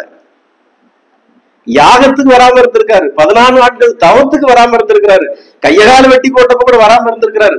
சிவபெருமானே வரலங்கிற கோபத்துலதான் ராவணை மலையை அசைச்சுட்டான். இன்னும் இவர் வரலையே மலையை அசைச்சுட்டான். அப்ப எல்லாத்துக்கும் வராமல் இருக்கிற கடவுள் நாமத்திற்கு வராம இருந்ததா சரித்திரம் இருக்கா? இல்ல. அப்ப உங்களுடைய நாமஸ்மரணத்துக்கு ஒரு வருவார். ஆனா நீங்க இந்த நான் ஒரு 3 பேர் சொன்னனே, இந்த 3 பேர் எந்த சூழ்நிலையில என்ன மாதிரி நாமத்தை சொன்னாங்க புரியுதா உனக்கு? திரௌபதி எந்த சூழ்நிலையில சொல்றா? கிருஷ்ணா மானம் போகுது, அடுத்த கிழமை மானம் போகுதப்பா, உறிஞ்சிருவான், இப்ப உறிஞ்சிருவான், என் மானம் போகுது ஐயா காப்பாத்து கிருஷ்ணா. அந்த நீ சும்மா கிருஷ்ணான்னு கூப்பிடுறதுக்கும் அந்த உயிர் மானம் போகிற சூழல் நீ கூப்பிடுறதுக்கும் அந்த குரலுக்கு வித்தியாசம் இருக்குப்பா. கிருஷ்ணா வேற வழி இல்ல. பிரகலாதன் எப்ப கூப்பிட்டா? தகப்ப இப்போ அவனை கொல்ல வேண்டிக்கிறான். ஹரி இப்போ வரணும், கூப்பிடு பாப்போம். இந்த தூண்ல இருக்கானா, இந்த தூண்ல இருக்கானா, இப்போ மண்டையில கதாச்சில போட்டுருவேன், கூப்பிடு பாப்போம். அவனை கூப்பிட்டான், வந்துட்டார்ல வந்துட்டார்ல. அப்போ நீ அழைக்கின்ற தொனி அப்படி இருக்கணும். பகவானே பகவானே என் உயிர் போகுதப்பா, வா வந்துரு. நீ அழைக்கின்ற தொனி. கஜமுகன் எப்ப கூப்பிட்டாரு? முதல்ல கால கவ்வி இருக்குப்பா, முதல்ல கால கவ்வி வச்சிருக்கு, காலை எடுக்க முடியல, உயிர் போகுது. ஆதி மூலமே கூப்பிட்டார். நாராயணர் இறங்கி வந்து தூக்கிட்டார்ல, கஜமுகனை தூக்கிட்டார்ல தோல்ல. அப்போ இப்போ உனக்கு புரிஞ்சிருக்கும் நாமத்தை நீ எப்படி உச்சரிக்க வேண்டும், நாமத்தை நீ எப்படி உச்சரிக்க வேண்டும். நீ இங்க இருந்து உச்சரிக்கணுங்கண்ணா, இங்க இருந்து வரணும். யோகி ராமா ராமா இங்க இருந்து வரணும், இங்க இருந்து வரக்கூடாது, இங்க இருந்து வரணும், இங்க இருந்து வரணும். சரி சாமி, இதெல்லாம் என்னால முடியல சாமி. அப்ப நடக்காதா? நடக்கும். அதற்குத்தான் அடியார்களை போல சில பேரை பகவான் வச்சிருக்காரு. எப்பா சரிப்பா போட்டு பாரு, அது என்னன்னு பாரு. ஆனா அடியேனுடைய ஒரு ஆசீர்வாதமும் உங்களுடைய நாம ஜபமும் வலிமை சேரும் போது அதனுடைய வலிமை வேற லெவல். நீங்க இப்ப நல்லா புரிஞ்சுக்கணும். அந்த எக்ஸாம்பிள் உங்களுக்கு எதுக்கு சொல்றேன்னா, உங்களுடைய நாம ஸ்மரணம், உங்களுடைய நாமம் அந்த அளவுக்கு இருக்கணும், கவனம் இருக்கணும். அந்த கவனம் இல்லாட்டி வாய்ப்பே இல்லை. நம்முடைய வேதத்துல அதுக்கு ஒரு வார்த்தை இருக்கு, ஸ்ரத்த. ஸ்ரத்த அப்படி இருக்கணும். ஸ்ரத்த எப்படி இருக்கணும்? நம்ம அம்மா காணும், அவங்க ஹாஸ்பிட்டல்ல பிஸியா இருக்காங்க. இப்ப அவங்க சர்ஜன் ஹாஸ்பிட்டல்ல ஒரு ஆபரேஷன் பண்ணிட்டு இருக்கிறாங்க. அந்த நேரம் பார்த்து நம்மகிட்ட போட்ட சண்டை, வீட்டுல போட்ட சண்டை பிரச்சனைகள் எல்லாம் மனசுல வச்சுக்கிட்டு வேற வேலை எது, அந்த சீசன் எடு, அதை எடு, என்ன பண்ணிட்டு இருக்க, அதை எடு, இதை எடுன்னு சத்தம் போட்டுட்டு இருக்கிறாங்க. கிட்னிக்கு மேல சட்னியை வெட்டி எடுத்துக்கிட்டு உள்ள 4 சிசரை வச்சு தச்சு தையல் போட்டுருவாங்க, மறந்துடுவாங்க. அந்த சிரத்த இருக்கணும். நம்ம என்ன ஆபரேஷன் பண்றோம்? அப்பெண்டிக்ஸ் பண்றோமா, கர்னியா பண்றோமா? அப்பெண்டிக்ஸ் பண்றோம். அப்பெண்டிக்ஸ் எங்க இருக்கு? இங்கிட்டு இருக்கு. அதைத்தான் நம்ம வெட்டி. அப்போ அந்த சிரத்த இருக்கணும் தொழில. இதான் வேதம் சொல்லுது, ஒரு சிரத்த இருக்கணும். அது இல்லைன்னா முடியாது, ரொம்ப கஷ்டம். இப்போ பகவான் யோகி ராம் சுரத்குமார் ஏக கருணையாக, கருணை மழையாக, ஏக அருளாளராக இந்த இடத்துல அமர்ந்திருக்கிறார் அப்படின்னு நம்ம ஏன் சொல்றோம் அப்படின்னா, ஒரு திரு விக்கிரகம் அது யாரு அப்படிங்கிறது உங்களுக்கு சொல்லும். அதுக்கு ஏன் பேர் விக்கிரகம்? விக்கிரகம் ஏன் பேர்? ஏன்பா சிலை சொல்லலாம்ல?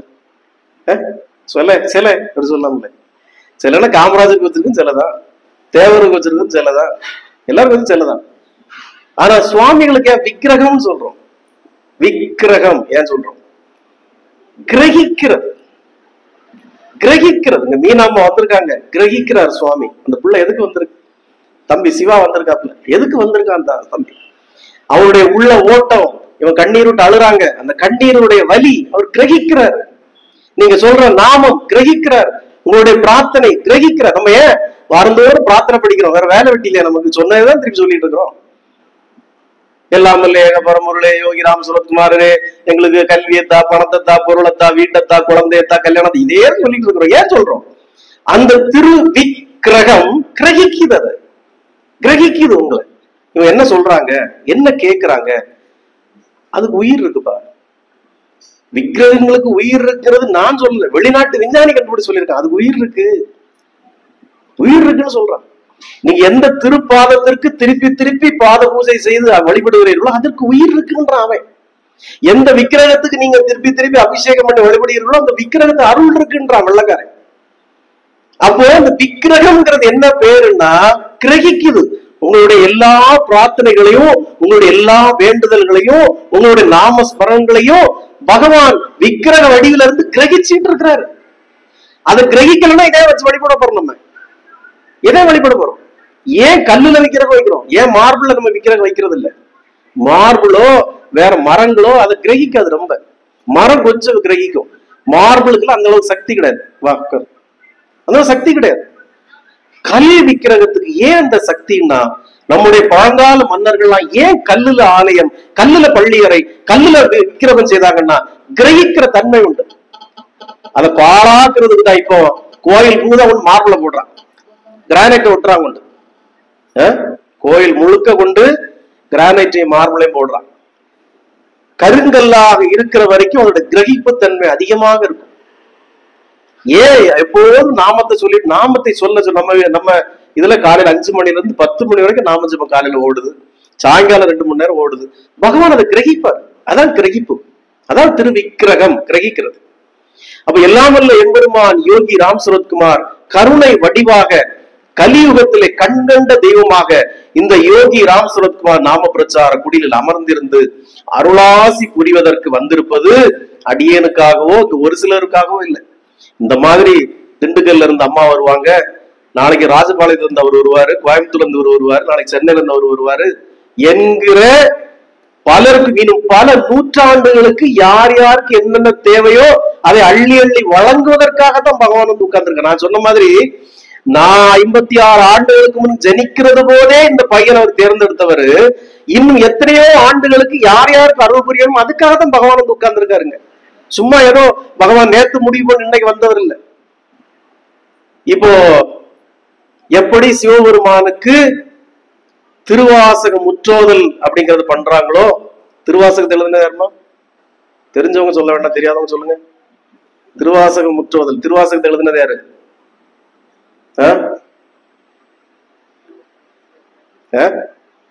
வாய்க்கு வச்சு முழங்காத. வாலியா, வைரமுத்துவா, கண்ணதாசனா,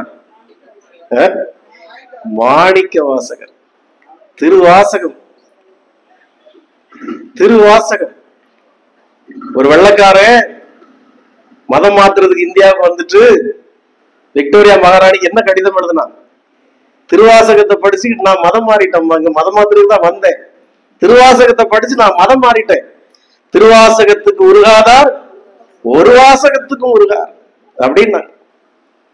நான் ஏன் பகவான் யோகி ராம சுரத்குமாரரை ஏக இறைவன் ஏக இறைவன் அப்படின்னு நான் சொன்னேன். சொன்னப்போ எல்லாரும் சண்டைக்கு வந்தாங்க, இவன் பைத்தியக்காரப்ப. மதுரையில கூட போய் பேசினேன், பெண்கள்லாம் நான் பேசும்போது அழுதாங்க, முன்னாடி உட்காந்து அழுதுட்டு இருந்தாங்க, அவ்வளவு உணர்வுபூர்வமா பேச. அப்ப நான் சொன்னேன், இவங்கெல்லாம் சொல்ற மாதிரி ஒரு குரு இல்லம்மா, இறைவன் ஒரு வகையில குரு தான், குருவாய் அருவாய் மறுவாய் இன்னும் குரு தான். ஆனா வெறும் குருவா மட்டும் பார்க்காதீங்க. நீங்க குருவா மட்டும் பார்த்ததுனாலதான் இப்ப யோகி ராம சுரத்குமார் இல்லையே போயிட்டாரு, அடுத்து யாரு குருஜி வருவா, அந்த குருஜி பிடிச்சிக்கலாமா அப்படின்னு நீங்க நினைக்கிறீங்க. அவரு ஏக இறைவன், இந்த கலியுகத்திலே நம்மை காக்க வந்த கடவுள் சொன்னப்போ நான் பேசி முடிச்சோன்னு அவர் கமெண்ட் அடிச்சார். திருப்பி அடுத்து மைக்க பிடிச்சி அவருக்கு விருப்பத்தை சொல்றாரு. நம்ம பாட்டு வழிபட்டு போனார். நான் ஏன் அவரை ஏக இறைவன் ஈஸ்வர அம்சம் நான் ஏன் சொல்றேன்? திருவாசகம் சிவபெருமானுக்கு எழுதப்பட்டது. எத்தனை ஆண்டுகள் இருக்கும்? மாணிக்கவாசகர்களுக்கு எத்தனை ஆண்டுகள் இருக்கும்? 1000 ஆண்டுகள் 2000 ஆண்டுகள் இருக்கும். இத்தனை ஆண்டுகளுக்கு பிறகு யாருக்கு ஒரு குருவாசகம் வருது? எம்பெருமான் யோகி ராம் சுரத்குமாருக்கு குருவாசகம் எழுதியிருக்காங்க.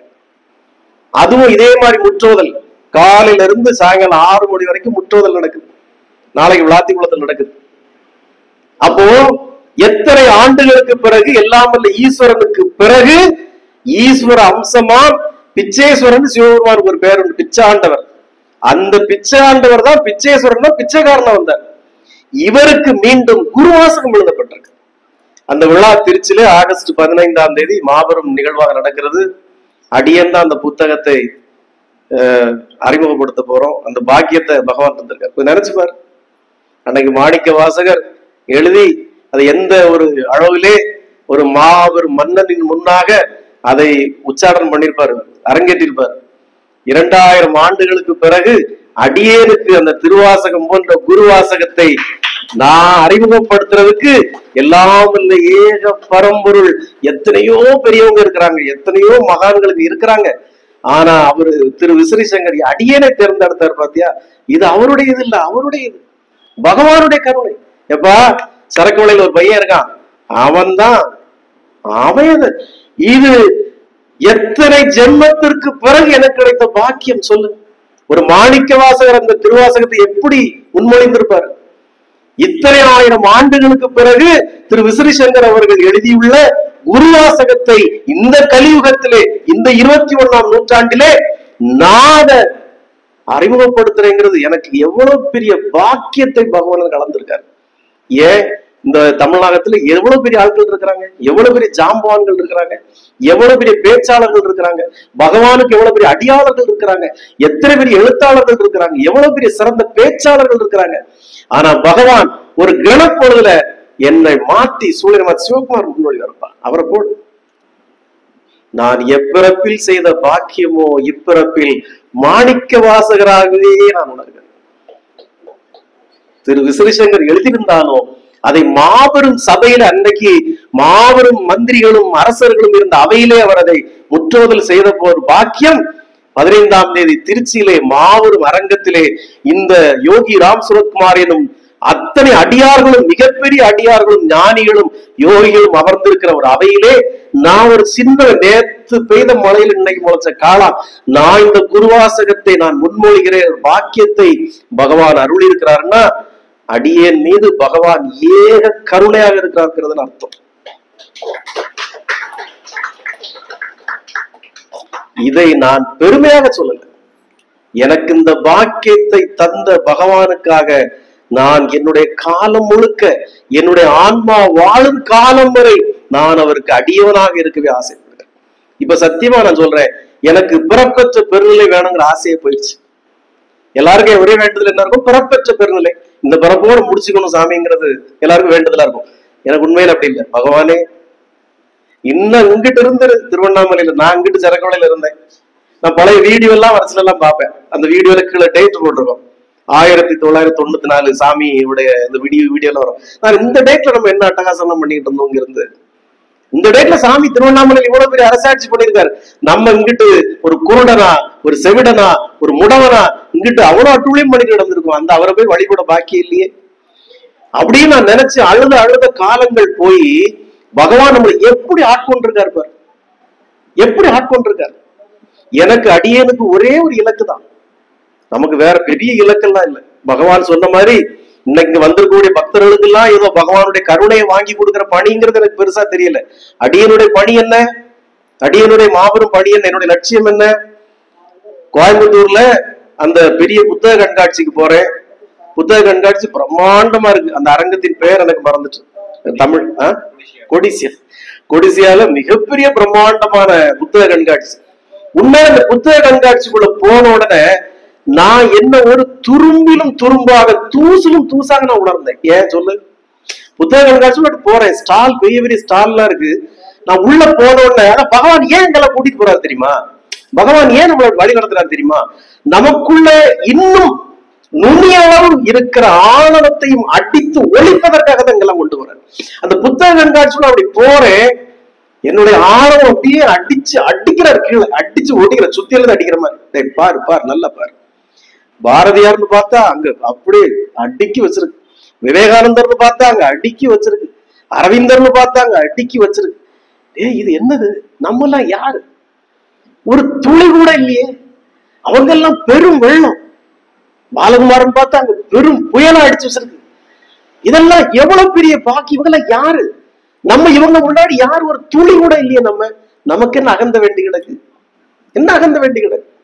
அந்த புத்தக கண்காட்சியில நான் போனப்போ பகவான் யோகிராம் சரத்குமார பத்தின புத்தகங்களை தேடிங்க. அவனும் அதான் வாங்கி சிரமப்பட்டு வாங்கி, ஒருத்தர் வந்து 10 பக்தர் கூட கேட்டார், எப்படி சாமி இவ்வளவு புத்தகத்தை கலெக்ட் பண்ணீங்க? நான் சொன்னேன்ப்பா, சாமியினுடைய அத்தனை பாடல்கள், அத்தனை புத்தகங்கள் எனக்கு சேமிச்சு வைக்கணும்னு எனக்கு ஒரு ஆசை. இவ்வளவு வைத்த பிறகும் இந்த சிவகுமார் ஒரு நாள் கூட என்னுடைய பேஸ்புக்ல சேர தள்ளி போட்டு உட்காருங்க, எதுக்கு சரிஞ்சு பாக்குறீங்க, தள்ளி போட்டு நல்லா உட்காருங்க, ஒண்ணு இவ்வளவு இருந்த பிறகும் என்னுடைய பேஸ்புக்கை நீங்க பாத்தீங்கன்னா, என்னுடைய யூடியூப பாத்தீங்கன்னா, ஒரு பொழுது ஒரு இம்மி அளவு கூட பகவான் ஸ்மோக் பண்ற மாதிரி படத்தை நான் பகிர்ந்திருக்கவே மாட்டேன். அவர் ஸ்மோக் பண்ற மாதிரி உள்ள படங்களையோ இல்ல தேவகி அம்மா சிகரெட் கொளுத்தி கொடுக்குற மாதிரி படங்களை நான் பகிர்ந்திருக்கவே மாட்டேன். ஏன்? அப்ப பகவான் ஸ்மோக் பண்ணதை நான் தப்புன்னு நினைக்கிறேன்னா? பகவான் ஸ்மோக் பண்ணது அவருடைய சந்தோஷத்தை ஸ்மோக் பண்ணாரா? அது ஒரு யாகமா செய்தார். அவர் சொல்லுவார், this is not a cigarette, this is secret அப்படிப்பார். நான் ஏற்கனவே சொல்லியிருக்கேன், நீங்க பெரிய பிரச்சனையோட இப்போ மீனா அம்மா இன்னைக்கு இந்த யோகிராம் சரத்குமார் நாம பிரச்சார குடிலுக்கு வந்தத 1990கள்ல அவங்களுக்கு இதே பிரச்சனை இருந்து சென்னை தெரு வீட்டுக்கு போயிருந்தாங்கன்னா இவங்க ஒண்ணு சொல்லணும்னு அவசியம் இல்லை, போய் உட்கார்ந்து இருப்பாங்க. பகவான் வந்தோடனே உட்கார சொல்லுவார், வாட் இஸ் யுவர் நேம் அப்படிதான் கேட்பார். Swami Meena Swami. Okay, you are from Dindigul Swami. No no, exactly where are from. திண்டுக்கல்ல விட மாட்டாரு, நீ திண்டுக்கல் சொல்ல விட மாட்டாரு. ஒருத்தருக்கு ஒரு பெரிய எழுத்தாளர் போனார், அவருக்கு பெரிய அகந்த, நான் பெரிய எழுத்தாளர் அப்படின்னு. பாலகுமாரனுக்கு நடந்தது, பெரிய எழுத்தாளர் அவர் போனார். சுவாமி எல்லாரும் போனோன்னு கேட்கிற மாதிரி வாட் இஸ் யுவர் நேம் கேட்டார். இவர் சொன்னார் ஞானின்னார். No no, I am asking your name, what is your name அப்படின்னாரு. சம்மட்டியான தலையில அடிச்ச மாதிரி இருந்தது. டேய், நீ போட்டிருக்க வேஷம் கலைஞ்சிருச்சுடா, எவனோ உன்னை கண்டுபிடிச்சிட்டான். நீ போட்டிருக்க வேஷம் கலைஞ்சிட்டுடா, நீ ஞானின்னு ஒரு வேஷம் புரிஞ்சிருக்கிறியா, கலைஞ்சு எவனோ உன்னை கண்டுபிடிச்சிட்டான்டா. அவர் கேட்கிறார், my name is Gnani Swami. No no, I am asking your name, what is your name. Gnani எழுதியிருக்காரு, என்னுடைய அகந்தை அன்னைக்கு அடிபட்டு போயிடுச்சு. யாருமே இப்ப நான் கேட்கிறேன், அந்த தம்பி பேர் என்ன சிவா, நான் பேசாம இருப்பேன். ஆனா சுவாமி அப்படி இல்லை, திண்டுக்கல் கூட விட மாட்டார். நோ நோ, எக்ஸாக்ட்லி வர பழனின்னு சொன்னாலும் ஒத்துக்குவார். அவர் கரெக்டா தெரியும் சுவாமி. அப்போ சுவாமி கிட்ட ஒருத்தர் போறாரு, போய் மீனாமா போய் உட்கார்ந்து இருக்கிறாங்க. இவங்க ஒண்ணுமே சொல்லணும்னு தேவையில்லை பகவான்கிட்ட ஒண்ணுமே சொல்லணும், அங்க உட்காருங்க பாரு, ஒண்ணுமே சொல்லணும்னு தேவையில்லை. இவங்களே பார்ப்பாரு, பார்த்துட்டே இருப்பாரு. ஒரு சார்மினார் சிகரெட் எடுத்து அப்படியே பத்த வைப்பாரு, அப்படியே ஸ்மோக் பண்ணிட்டே இருப்பாரு. இந்த அம்மா நினைப்பாங்க, என்ன நம்ம வந்தோம் கஷ்டப்பட்டு 4-5 பஸ் ஏறி வந்திருக்கோம், சாமி ஒண்ணுமே கேட்கலையே, நம்ம எவ்வளவு பெரிய பிரச்சனைக்காக, அந்த குழந்தைகளோட பிரச்சனைக்காக வந்திருக்கோம், ஒண்ணுமே கேட்கலையேன்னு நினைப்பாரு. சுவாமி அப்படியே ஸ்மோக் பண்ணி முடிச்சுட்டு அப்படியே ஆஸ்ட்ரேல வச்சுட்டு ஒரு பணத்தை எடுத்து கொடுப்பாரு, போயிட்டு வாண்டுவாரு. இவங்க என்ன நினைச்சிட்டு போவாங்க, சாமி ஒண்ணுமே கேட்கல, நம்மளும் ஒண்ணும் சொல்லல, பணத்தை தந்து அனுப்பி விட்டாருன்னு. வீட்டுக்கு வந்து 3வது மாசத்துல இவங்க நினைச்சு நடந்து போயிடும். அப்போ அவர் ஸ்மோக் பண்ணது எதை? இவங்களுடைய கர்ம வினைகளை, இவங்களை பிடிச்சு ஆட்டிக்கிட்டு இருக்க ஊழ் வினைகளை அவர் எடுத்தார். இது நமக்கு தெரியும். ஆனா ஏன் சுவாமி ஸ்மோக் பண்ண படங்களை நம்ம வெளியிடுறது இல்லை, நாம வெளியிடுறது இல்லை? ஜீசஸ கொஞ்சம் வருஷம் கொஞ்சம் பக்கத்தை காணும் அவருக்கு வாழ்க்கையில, பைபிள்ல அவரு கொஞ்சம் பக்கத்தை காணும், எங்க போனாருன்னு தெரியாது. அதுக்கு ஒவ்வொருவரும் ஒவ்வொரு விதமான கதைகளை சொல்றாங்க. பைபிள்ல எழுதியிருக்கா அவர் இவ்வளவு நாள் அங்கதான் இருந்தார், அந்த வீட்டுலதான் இருந்தார், நேரம் எழுதுறாங்களா? இல்ல. சில விஷயங்களை அடுத்தடுத்த தலைமுறைகளுக்கு கொண்டு போறப்ப எதை கொண்டு போகணுமோ அதை கொண்டு போகணும், எதை கொண்டு போக கூடாதோ கொண்டு போக கூடாது. நமக்கு தேவை என்ன? அடுத்தடுத்த தலைமுறைகளுக்கு பகவானை கொண்டு போய் சேர்க்கணும். பகவான் வாழ்ந்த காலத்திலே நிறைய ஒரு கிரிட்டிசிசம் அதான் பண்ணுவான். யாரு? அந்த 4 பொம்பளைகள் கூட சிகரெட் குடிச்சிட்டு உட்காந்துருப்பான், அவனா அப்படி கட்டுவாங்க. அப்படிதான் கேட்டாங்க, யாரு அவனா? இந்த 4 பொம்பளைகளை பக்கத்துல வச்சுட்டு சிகரெட் குடிச்சிட்டு இருப்பான், அவனா அப்படி கேட்டாங்க. சாமி அதை பத்தி மைண்ட் பண்ணல, ஆனா அப்படி கேட்டாங்க. அப்போ அந்த புத்தக கண்காட்சிக்கு போறேன், பகவான் யோகிராம் சரத்குமார் புத்தகங்களை தேடி அலையிறேன், ரொம்ப கிடைக்கல. ஒரு ஸ்டால்ல, ஒரு பதிப்பகத்தினுடைய ஸ்டாலுக்கு போச்சுல பகவானுடைய புத்தகம் இருக்கு. அங்க 2-3 அம்மாக்கள் வேலை பாக்குறாங்க. யோகிராம் சரத்குமார் புத்தகங்கள் வேணும்னு கேட்கிறேன். அந்த அம்மா சொன்னது, யோகிராம் சரத்குமார் அது யாரு? அது இந்த திருவண்ணாமலையில அந்த விசிறி சாமின்னு சொல்லுவாங்களா, அவரா? அப்படி கேட்கிறேன். எனக்கு வந்ததே பாரு கோபம். ஏன் கோபம் வருது? ஏன் கோபம் வருது? எனக்கு வேற ஒரு பேரும் கோபம் வராது, எனக்கு கோபம் வருது. யாருக்கிட்ட ராமனை தெரியுமான்னு கேட்டா வில்லு வச்சிருப்பான் அவனா யாரா கேட்பாங்களா? யாருக்கிட்ட கிருஷ்ணன் தெரியுமான்னு கேட்டா புல்லாங்குழல் வச்சிருப்பான் அவனா அப்படி கேட்பாங்களா யாராவது? கேப்பியா நீ? ராமனை தெரியுமான்னு கேட்டா வில்லு வச்சிருப்பான் அவனா இப்படி கேப்பியா நீ? கேட்க மாட்டேன். கிருஷ்ணனை தெரியுமாட்டா யாரு புல்லாங்குழல் வச்சிருப்பான் அவனா? முருகனை தெரியுமா வேலை வச்சிருப்பான் அவனா அப்படி கேட்பியா நீ? கேட்க மாட்டேன். எந்த பகவான் மட்டும் நீ எப்படி கேட்கிற? விசிறி வச்சிருப்பாரு அவரா நீ எப்படி கேட்கிற? நீ எப்படி கேட்கிற நீ? அப்போ அவரு எங்கேயாவது இந்த விசிறி சாமியார்னு சொல்லுங்க சொன்னாரா? யோகிராம் சரத்குமார் சொல்லுதான் சொன்னார். யோகிராம் சரத்குமார் என்னும் பெயரை தன் வாழ்க்கையில் ஒரு முறையே உச்சரிப்பவர்கள் பாக்கியம் பெற்றவர்கள். ஆனா இந்த பைத்தியகார ஜனங்க அந்த ஆசிரமத்திலே விசிறி சாமியார் ஆசிரமம் தான் எழுதி போட்டிருக்காங்க. இதுகளெல்லாம் எதை வச்சு அடிக்கிறது? இதுகளெல்லாம் எதை வச்சு அடிக்கிறது? ஆசிரமத்திலேயே விசிறி சாமியார் ஆசிரமம் எழுதி போட்டிருக்கு. உங்களெல்லாம் பகவான் அந்த கையில வச்சிருக்க பெரும்பாலும் சாத்திருக்கணும். 4 சாத்தா விட்டு போயிட்டார். யோகிராம் சரத்குமார் பேரை முன்னெடுங்க எல்லாரும். யோகிராம் சரத்குமார், யோகிராம் சரத்குமார். விசிறிசங்கர் சொல்லுவார், விசிறிசங்கர் அதுல பேசியிருக்கிறார். பேஸ்புக்ல ஒரு ஆலயம் நடத்துறது சிவகுமார் தான். பேஸ்புக்ல ஆலயம் நடத்துறது. அதை கூட ஒரு எதிர்த்தரப்பு நம்மளை கிண்டல் பண்ணாங்க. எங்க சாமி பேஸ்புக்ல வாட்ஸ்அப்ல எல்லாம் டைம் ஸ்பெண்ட் பண்றாரு, அவர் வீடு விடா போறாரு. அப்பா வீடு விடா போறது ஒரு காலம் தான். இன்னைக்கு நவீன கால டெக்னாலஜி என் கையில இருக்கு. அன்னைக்கு ஸ்ரீல பிரபுபாதா ஷிப் ஏறி போனாரு வெளிநாட்டு. இன்னும் அவர் இருந்திருந்தா ட்விட்டர்ல தான் போட்டுட்டு இருந்திருப்பாரு. அவர் அதான் செய்திருப்பார். அன்னைக்கு காலம் அப்படி இருந்து அவர் போனாரு. இன்னைக்கு நான் அதுக்காக போகலன்னு சொல்லல. நம்ம ஏன் போறது இல்லை? ஏற்கனவே பகவானை தெரிஞ்ச மீனாமா வீட்டுல போய் உட்கார்ந்து யோகிராம் சரத்குமார், யோகிராம் சரத்குமார், யோகிராம் சரத் என்ன பிரயோஜனம்? யோகிராம் சரத்குமார் துள்ளுன்னு என்ன பிரயோஜனம்? இந்த குரங்கு சேட்டைகள் அவளும், இந்த கரடி வித்து அவளும் காட்டுறது என்ன பிரயோஜனம்? பகவானை அறியாத, பகவானை அறிந்திராத ஜனங்கள்கிட்ட போங்க. அங்க போனா காசு கிடைக்காது, இங்க போறாதான் காசு கிடைக்கும். அப்ப காசு எங்க கிடைக்குமோ அங்க போய் நாங்க நாமத்தை சொல்றோம்னா என்ன பிரயோஜனம்? இலவசமா சொல்லிட்டு வாங்க, ஃப்ரீயா சொல்லிட்டு வாங்க. செய்யலையா நிறைய பேரு? அப்போ பகவானை கொண்டு செல்வது, அடுத்த தலைமுறை கொண்டு செல்வதுங்கிறது கூத்தாடுற வேலைகள்லாம் இல்ல. முறையா கொண்டு போகணும். தலையால் அடிச்சு நான் ஆள்ற அவ்வளவு கிட்டே ஒரு மாநாடு நடத்துவோம். கணக்கம்பட்டி சாமியை தெரிஞ்ச அளவு கூட யோகிராம் சரத்குமார் யாருக்கு தெரிய மாட்டேங்குது. ஒரு மாநாடு நடத்தும். ஏன் தெரிய மாட்டேங்குது? கணக்கம்பட்டி சாமிக்கு யாரும் பட்டா போடல. அவருக்கு ஒரு சமாதி இருக்கு, எல்லாரும் பார்க்க மாட்டேன். இங்க அங்கங்கே ஒவ்வொருத்தன் பட்டா போட்டுல வச்சிருக்கான். இங்க 2-3 பட்டா, அங்க மதுரையில் ஒரு பட்டா, அண்ணாமலையில் ஒரு பட்டா, சென்னையில் ஒரு பட்டா, எல்லாரும் ஆளாளுக்கு பட்டா போட்டு வச்சிருக்காங்க. அதை மீறி யாரும் நீங்களாம் நீ யாருப்பா? சிவகுமார். சாமி பார்த்திருக்கியா? பார்க்கல. அவங்க நீ வெளியே போ, கெட் அவுட் வெளியே போ. நாங்கெல்லாம் யாரு தெரியுமா? சாமியை பார்த்திருக்கோம். ஓ அப்புறம் சாமியை பார்த்து என்ன புடுங்குனீங்க? சாமியை பார்த்தவங்க நிறைய பேர் இருக்கிறாங்க தமிழ்நாட்டுல. என்ன புடுங்குனீங்க? என்ன புடுங்குனீங்க? சாமியே சொன்னாரு. சாமியே கன்னியாகுமரி மாவட்டத்துல இருந்து ஓம் பிரகாஷினி அம்மா மாதந்தோறும் சாமியை பார்க்க போச்சுல, சுவாமி சொன்னாரு வரக்கூடாது. நீ இந்த உடம்புக்கு முக்கியத்துவம் கொடுக்க கூடாது. இந்த யோகிராம் சரத்குமார் என்பது இந்த உடம்பு அல்ல, அது எல்லா இடத்துல இருக்கு. நீ இருக்கிற இடத்துல என்ன சொல்ற? அங்க இருப்பேன்னாரு, அங்க இருப்பேன்னாரு. இங்க இருந்தனாலதான் அன்னைக்கு ஒரு அம்மா கண்ணு தட்டி முடிச்சதுக்கு பார்த்து அழுதாங்க. அவங்க சாமி தட்டி முடிச்சாரு கண்ணான்னு. அப்போ சுவாமி இந்த பூத உடலுக்கு நீ முக்கியத்துவம் கொடுக்க கூடாதுன்னு சொன்னது. அப்புறம் எதுக்கு நாங்க சாமியை நேர்ல பார்த்தவங்க நீங்க எல்லாம் பார்க்காதவங்க அப்படி என்ன பேச்சு வேண்டி கிடக்கு? சரிப்பா, சாமியை பார்த்தவங்க நீங்க இப்ப என்ன செய்துட்டீங்க சொல்லுங்க? எத்தனை பேர் என்ன செய்வீங்க? சுவாமியை பார்த்தவங்களுக்கே, சுவாமி கூடவே இருந்தவங்களுக்கே சுவாமி ஆலயம் அமைக்கிறதுக்கு வாய்ப்பு கொடுக்கல. பாலகுமாரன் கோயில் கட்டினாரா? கட்டல, வாய்ப்பு கொடுக்கல. வேற ஒரு சில பக்தர்கள் கோயில் கட்டுறதுக்கு நாள்லாம் குடிச்சாங்க. சுவாமி முதல்ல சொன்னார் ஓகேன்னு. 3வது நாள் போய் சுவாமியை கோயில் கட்டிடுறோம், என்ன பேர் வச்சிருக்கேன்னு கேட்டார். பேரை சொன்னா நோ வேண்டான்ட்டாரு. எத்தனை பேருக்கு சுவாமி அந்த வாய்ப்பை கொடுத்தாரு? ஆனா ஒரு சில பேரை தன்னுடைய பணிக்காக தேர்ந்தெடுத்திருக்கிறார். அப்போ நம்முடைய கடமை என்ன? எல்லாம் வல்ல எம்பெருமான் யோகி ராம் சுரத்குமார் என்பதை இனி வருங்கால சந்ததிகள் அறியாமல் இருக்கவே கூடாது.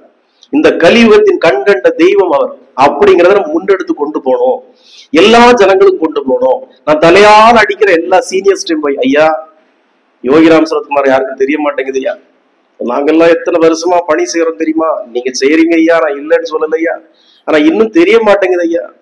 திண்டுக்கல்ல எத்தனை பேருக்கு ஐயா தெரியும்? கன்னியாகுமரி மாவட்டத்துல எத்தனை பேருக்கு ஐயா தெரியும்? இன்னும் 90% ஜனங்களுக்கு யோகிராம் சுரத்குமார் யாருன்னு தெரியாது ஐயா. அப்ப எப்படி நம்ம முன்னெடுக்க முடியும்? டிசம்பர் 1ஆம் தேதி பகவானுடைய ஜெயந்தி விழாவுக்கு பகவான் யோகி ராம் சுரத்குமார் ஜெயந்தி விழா மாநாடு ஒன்று நடத்துவோம் ஐயா. மதுரையில ஒரு தடவை நடத்துவோம், திருவண்ணாமலையில ஒரு தடவை நடத்துவோம், திருச்சியில ஒரு தடவை நடத்துவோம், நாகர்கோயில ஒரு தடவை நடத்துவோம், சென்னையில ஒரு வாட்டி நடத்துவோம். நீங்க மிகப்பெரிய மாநாடு நடத்துறப்போ எல்லா மீடியாலையும் வந்து பப்ளிஷ் ஆகும், எல்லா சேனல்களையும் பப்ளிஷ் ஆகும், எல்லா பத்திரிகையிலும் பப்ளிஷ் ஆகும். யோகி ராம் சுரத்குமார் மாநாடு அப்படின்னு பப்ளிஷ், எல்லாரும் பாப்பா, என்ன யோகி ராம் சுரத்குமார் யாரு பாப்பா, அடுத்தடுத்த தலைமுறைகளுக்கு அது வரும், போய் சேரும். ஒரு மாநாடு நடத்துவோம்ப்பா, அங்கங்கே மாநாடு நடத்துவோம். இப்ப ஈஷா எப்படி வளருது, அங்கங்கே ஒரு மாநாடு போடுறாங்க, மீட்டிங் போடுறாங்க.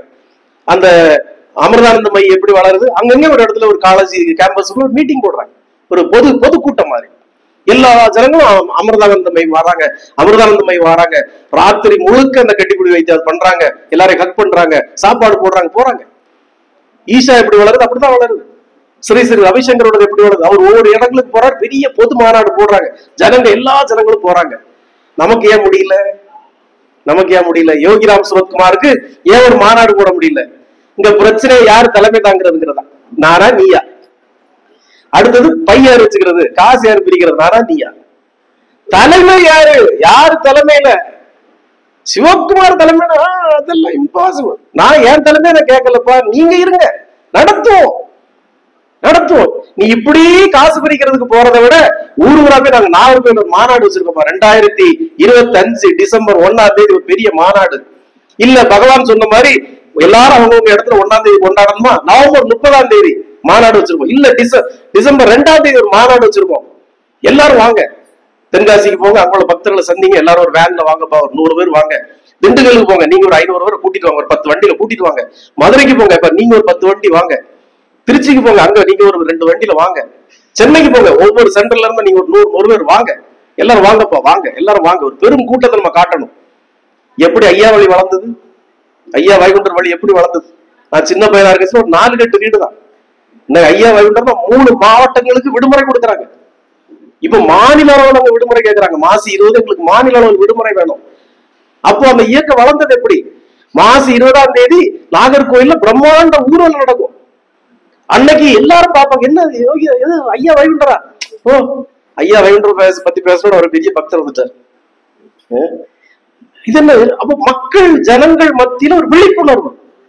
இது என்ன, இது என்ன நடக்குது, இது என்னது? இது ஏன் யோகி ராம் சுரத்குமார் நடக்க மாட்டேங்குது? நான் சொன்னேன், இதே மாதிரி ஒரு விக்கிரகம் ஃபைபர்ல பண்ணுவோம், இதே மாதிரி ஒரு விக்கிரகம் சாமி அமர்ந்து இருக்கிற மாதிரி. இந்த ஈசால ஒரு லாரியில அந்த ரதம் போகுது, நாமளும் இந்த மாதிரி ஒரு லாரி ஒரு 25 லட்சம் ரூபாய், எவ்வளவு பெரிய கோடீஸ்வரலாம் யோகி ராம் சுரத்குமார் பக்தனா இருக்கிறான். ஒரு லாரி 25 லட்சம் ரூபாய் யாராவது ஒரு ரெடி பண்ணுவோம். சாமியோட ஒரு ஃபைபர் விக்கிரகம் அதுல வச்சு, நல்ல ஸ்பீக்கர்லாம் வச்சு, 2 ஆள் அதுக்கு பாதுகாப்பு போட்டு, திண்டுக்கல்காரங்க வாங்கிட்டாங்கன்னு வைங்களேன். எப்ப அன்னைக்கு மதுரைக்கு வண்டி வருது, நீங்க பாத்துக்கோங்க, எங்கெங்க கூட்டிட்டு போகணுமோ போங்க. முக்கியமான இடங்கள், முக்கியமான ஆலயங்கள், அங்கிருந்து பழனிக்கு, மதுரையில இருந்து பக்கத்துல அங்க இங்க பறவை அந்த இடங்களுக்கு எல்லாம் கொண்டு போய் அந்த அன்னைக்கு அந்த வண்டி எத்தனை நாள் எங்க போகுது, அது 3 நாள் அந்த ஏரியாக்காரங்க செலவு பார்த்துக்கட்டும், டீசல் போட்டுக்கட்டும், வண்டியில வந்திருக்கிற ஒரு பூசாரி ஓட்டுநருக்கு செலவு கொடுத்துக்கட்டும். அடுத்த நேரம் நாகர்கோயில் வருதா, எப்ப ஒரு 3 நாள் சிவகுமார் யோகிராம் சுரத்குமார் நாகூர் குடிக்காரங்க பாத்துங்க, ஒரு 3 நாள் கன்னியாகுமரிக்காரங்க பாத்துங்க, ஒரு 3 நாள் பேவடுக்காரங்க பாத்துக்கோங்க. இந்த எவ்வளவு ஒரு பிரச்சாரமா இருக்கும். கோயில் கோயிலா ஊரா ஜனங்கள் கூடி இருக்கிற இடத்துல அந்த வண்டியை கொண்டு போய் யோகிராம் சுரத்குமாரை பத்தி ஒரு 10 நிமிஷம் பேசி, ஒரு 2 புத்தகங்களை குழந்தைகளுக்கு கொடுத்து, 4 ஸ்வீட்டை கொடுத்து, குழந்தைகள் பத்தியில எல்லாம் யோகிராம் சுரத்குமார் சொன்னா எப்படி ஒரு வளர்ச்சி இருக்கும். யாரும் எல்லாரும் நாங்க என்னெல்லாம் செய்திருக்கோம் தெரியுமா, நாங்க என்னெல்லாம் பண்ணிருக்கோம் தெரியுமா, அப்புறம் எல்லாரும் நாங்க பண்ணிருக்கோம். நான் நீங்க பண்ணிருக்கத கேட்கல, அடுத்தது என்ன பண்ணுவோம் நான் கேட்கிறேன். அடுத்து நம்ம என்ன பண்ணுவோம், பகவானை முன்னெடுக்கிறதுக்கு என்ன பண்ணுவோம்? நாம இப்படியே நான் கும்பிட்டு இருக்கிற ஆசையே கிடையாது சத்தியமா. பகவான் ஒருவேளை என்ன எதுக்கு பிடிச்சு வச்சிருக்கான்னு, எனக்கு இந்த வீட்டுல ஒரு சில கடமைகள் இருக்கு. அந்த கடமைகள் முடிந்த அடுத்த கடமை எங்க இருப்பேன்னு எனக்கு தெரியும். என்னுடைய வேலை இது இல்லை. என்னுடைய வேலை சனிக்கிழமை தோறும் பாத பூஜை பண்ணி சனிக்கிழமை தோறும் இப்படி பக்தர்களுக்கு எல்லாம் சத்சங்கம் பண்ணிட்டு இருக்க வேலை எனக்கு இல்லை. அடுத்தடுத்த முன்னெடுப்புகள் எங்கெங்க எடுக்கணும், பகவானை நம்ம சாதறதுக்குள்ள இந்த ஜனங்களுக்கு எல்லாம் கொண்டு போய் சேர்க்கணும். இந்த ஜனங்கள் எல்லாம் யோகிராம் சுரத்குமார்னா யாருன்னு தெரியணும். அதுக்கு மீடியாவா, பேஸ்புக்கா, யூடியூபா எல்லாத்துலயும் முன்னெடுப்போம். நீங்க மற்றவங்க எல்லாம் ஒரு பதிவு பேஸ்புக்ல போட்டா உடனே ஒரு 100 லைக் வந்துடும், 100, 150 லைக், 200 லைக் வந்துடும். நமக்கு வரவேச்சு. ஏன் சொல்லு? படிக்க மாட்டாங்கன்னு இல்ல. நானு இந்த யோகிராம் சுரத்குமார் பக்தர்களே நான் வச்சுக்கிறது இல்லை. யோகிராம் சுரத்குமார் பக்தர்கள் ஒரு 1000 பேர் வச்சிருந்தாலே போதும், அவ்வளவு லைக் போட்டுருவான். நமக்கு 10,000 ஃபாலோவர்ஸ் இருக்கிறாங்க, 9,700 ஃபாலோவர்ஸ் இருக்கிறாங்க. எல்லாருமே யோகி தெரியாதவங்க. யோகிராம் சுரத்குமார் ஏதோ ஒரு 10-50 பேர் இருக்கிறாங்க. நம்ம மீனா அம்மா மாதிரி உங்களை மாதிரி கொஞ்சம் பகவானை தெரிஞ்சவங்க கொஞ்சம் பேர் இருக்கிறாங்க. மற்றபடி எல்லாருமே பகவானை அறியாதவங்க. அவர் வீட்டுக்காரர் அன்னைக்கு வந்தாரு, உடனே அதை ஃபாலோ பண்ணிருக்காரு. அப்ப பகவானை அறியாதவங்க புதுசா வந்து சேர்றதா எனக்கு வேணும். ஏற்கனவே பகவானை தெரிஞ்சவங்க கிட்ட நாம பகவானை பத்தி சொல்லி என்னத்துக்கு? தேவையில்லையா? பகவானை அறிந்து கொள்ளாத புதிய ஜனங்களுக்கு தான் போகணும். இப்ப யூடியூப்ல நமக்கு 18,000 19,000 நெருங்க போகுது. 7,000 கோடி 7 கோடி வியூஸ் போயிருக்கு.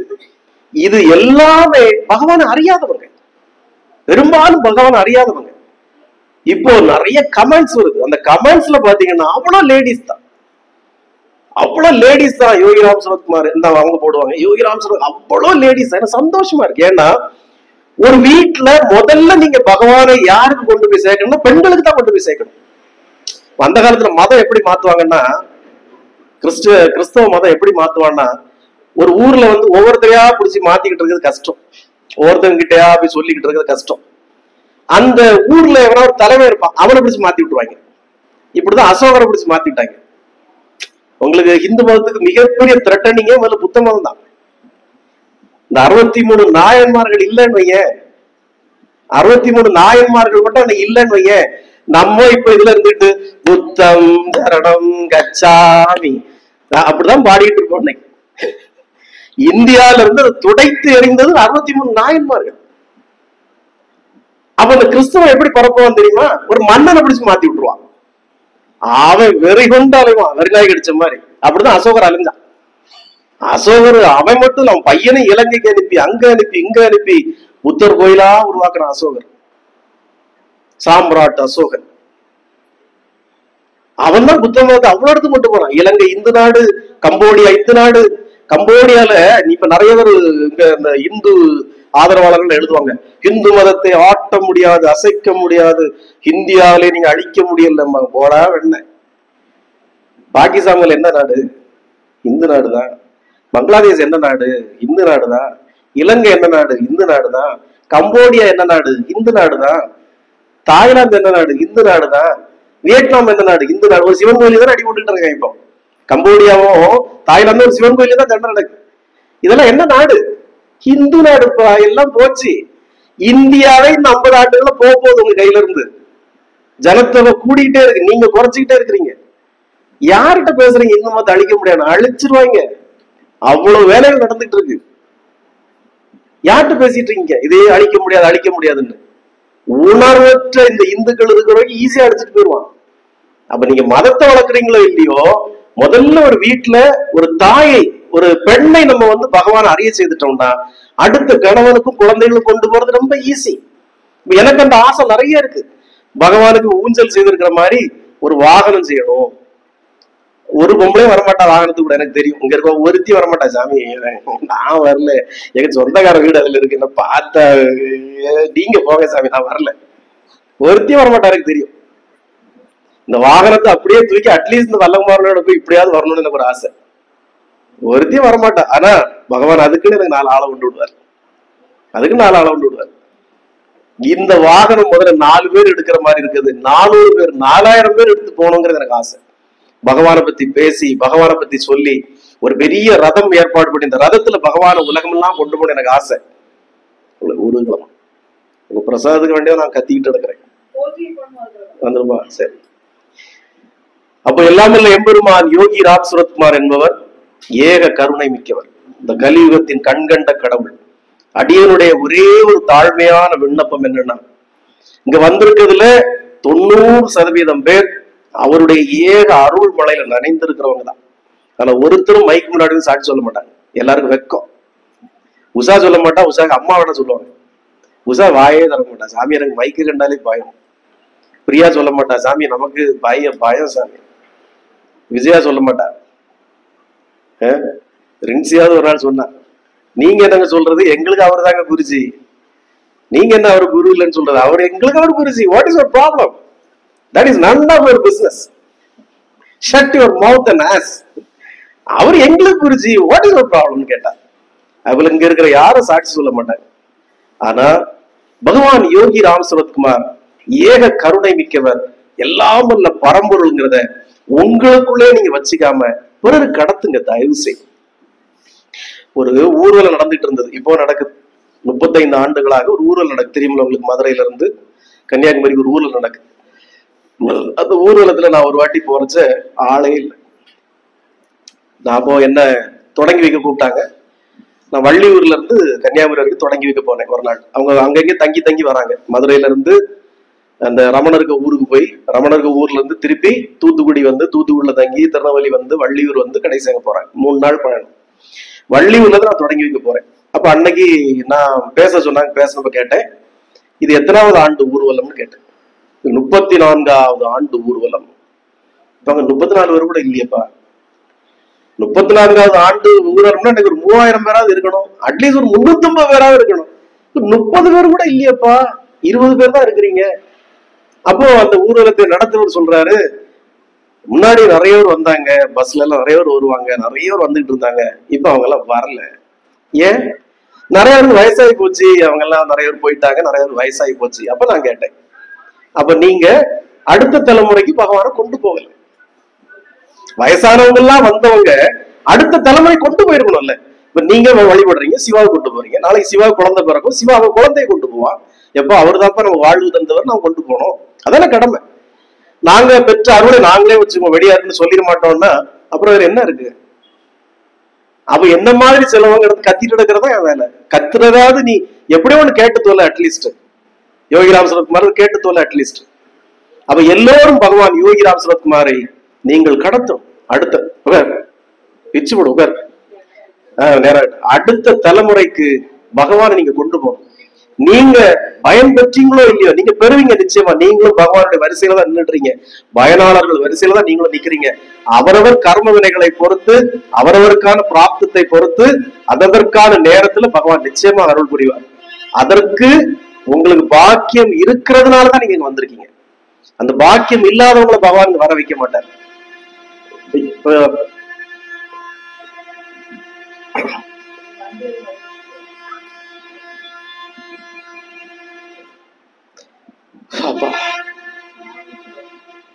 இப்போ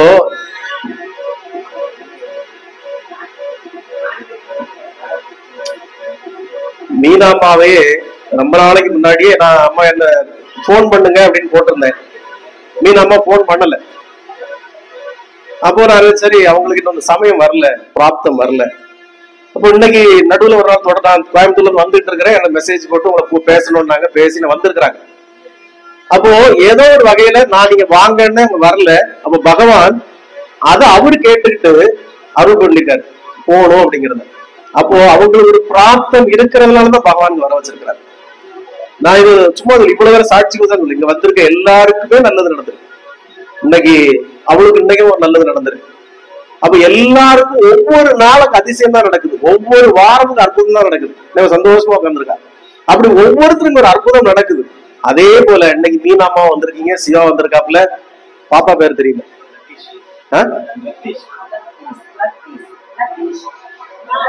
லாவா, லத்தீஷ், இவரு பேரன் என்னதான் கேள்வி. லத்தீஷ், திருமதி லத்தீஷ் வந்திருக்காங்க. உங்களுக்கு எல்லாருக்கும் பகவான் ஒரு பிராப்தத்தை தந்திருக்கிறாரு. அதுக்காக தான் உங்களை வர வச்சிருக்கிறாரு. இல்லாம தேவையில்லாதவங்களுக்கு வர வைக்கவே மாட்டாரு. 1-2 பேர் வந்தவங்க கூட அப்புறம் அனுப்பி விட்டாரு. சரி போயிட்டு வாங்கப்பா, உங்களுக்கு வேலை இல்லைன்னு. நீங்க ஒரு காரண காரியத்திற்காக பகவான் வர வச்சிருக்கிறார். நிச்சயமாக நம்பிக்கையோட இருங்க. ஒரு கணம் கூட நீங்க அசைய கூடாது நம்பிக்கையில இருந்து. அதுல எழுதிருக்கு பாருங்க, குருவின் மீதான நம்பிக்கை மலைகளையே அசைக்கும்னு போட்டிருக்கு. இந்த ஊஞ்சல் மறைக்குது. குருவின் மீதான நம்பிக்கை மலைகளை அசைக்கும்னு விடுறது அந்த நம்பிக்கை, கான்பிடன்ட். நீ செய்யணும், எனக்கு செய்து தரணும் சாமி, விட மாட்டேன், எனக்கு செய்யணும். அந்த பிரார்த்தனை பலமாக ஒரு காதுல ஒலிச்சுக்கிட்டே இருக்கணும், விடாம ஜெபிக்கணும். நான் சொன்ன ஒரு காரியத்தை நம்ம வெற்றி பெறுவது எப்படின்னா, நம்மளை கொல்றதுக்கு 2 பேர் சேர்ந்து குளத்துக்குள்ள தண்ணியில முக்கி வைக்கிறான்னா, நீ மூச்சு விடுறதுக்கு எப்படி அடிச்சு மேல வர முயற்சி பண்ணுவேன், அந்த முயற்சி உன்னிடம் இருக்கணும். தோண்டு போயிடக்கூடாது. அன்னைக்கு தம்பியோட சொன்னீங்களே, எனக்கே டிப்ரெஸ் ஆகுது சாமி, என்ன செய்யட தெரியல. நோ, வாழும் வரை போராடணும். உங்களை விட எல்லாம் சீனியர்லாம் அங்க இருக்காங்க, உங்களோட எல்லாம் சீனியருங்க இருக்காங்க. அதனால அவங்க நம்பிக்கையோட இருக்காங்க. இன்னும் கடந்த 1.5 ஆண்டுகளா வந்துட்டு இருக்கிறாங்க. இன்னும் அவங்க நம்பிக்கை இருக்கு, பகவான் தருவார். அதே போல இருக்கணும். ஆனா உங்களுக்கு 1.5 ஆண்டுகள்லாம் விட மாட்டார், சீக்கிரம். ஏன்னா நீங்க ரொம்ப தூரத்துல இருந்து வந்திருக்கீங்க. வகை இல்லாமல் எம்பெருமான் யோகி ராம் சுரத்குமார் எல்லோருக்கும் கருணையோடு அருள் புரிவார். நீங்க நிச்சயமாக அவருடைய அற்புதங்களை அடுத்தவருக்கு சொல்லுங்க. பகவானுக்கு இது ரொம்ப பிடிக்கும். யார் புதுசாக அவரை பார்க்க போனாலும் யார் சொல்லி வந்தீங்கன்னு தான் கேட்பாரு, யார் சொல்லி வந்தீங்கன்னு தான் கேட்பாரு. அதனால பிறருக்கு பகவானை பத்தி பேசுங்க, பிறர்கிட்ட பகவானை எடுத்து கொண்டு போங்க. அது பகவானுக்கு இன்னும் பிடித்த ஒரு விஷயம். பகவானை எப்போதும் நான் எங்க போறாலும் பகவானை பத்தி பேசிட்டு தான் இருப்பேன். அவன் வேண்டானெல்லாம் பேசுவேன். அன்னைக்கு ஒரு ஆள் வந்தவர், ஒரு காலில் ரத்தம் தான் வந்துடும். காலில் 10 மணிக்கு அவர் என்ன சந்திச்சாரு, சாயங்காலம் 6 மணி 6:30 ட்ரெயின், 5:30 மணி வரைக்கும் அவர்கிட்ட பேசியிருக்கேன். நடுவில் லஞ்ச் டைம் தான் அவர் பேசிட்டே இருப்பேன் சாமியை பத்தி, விட்டு அவங்க விடிய விடியவே பேசுவேன். ஆனா பகவான் அதுக்குள்ள சக்தியை நமக்கு தந்திருக்கிறாரு, திறமையை தந்திருக்கிறாரு. நீங்களும் பேசுங்க, பகவானை முன்னெடுங்க. நம்முடைய மெசேஜ்கள் எல்லாம் நிறைய பேருக்கு ஃபார்வர்ட் பண்ணுங்க. பகவானை பத்தி அறியட்டும், பகவானை பத்தி தெரியட்டும். நான் இன்னும் அடுத்த 10 ஆண்டுகளுக்குள்ள பகவானை பாரங்கும் கொண்டு செல்லணும். அதுக்குண்டான எல்லா கருணையும் பகவான் செய்வார். சிவாவுக்கு நிச்சயமாக கருணை புரிவார், லத்தீஷுக்கும் நல்ல கருணை புரிவார். மீனாம்மா கூடி சீக்கிரம் சந்தோஷ மலை நனைய போறாங்க. இது எல்லாம் அல்ல, எம்பெருமான் யோகி ராம் சுரத்குமார் திருவடிகள் மேல ஆணையா நான் சொல்றேன், இது நிச்சயமாக நடக்கும். யோகி ராம் சுரத்குமார் மகராஜுக்கு ஜெய்.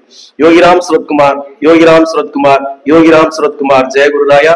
ஓம் அண்ணாமலை வாசாய வித்மகே வைகுண்ட ரூபாய தீமகி தன்னோ யோகி ராம் சுரத்குமார் பிரச்சோதயாத்.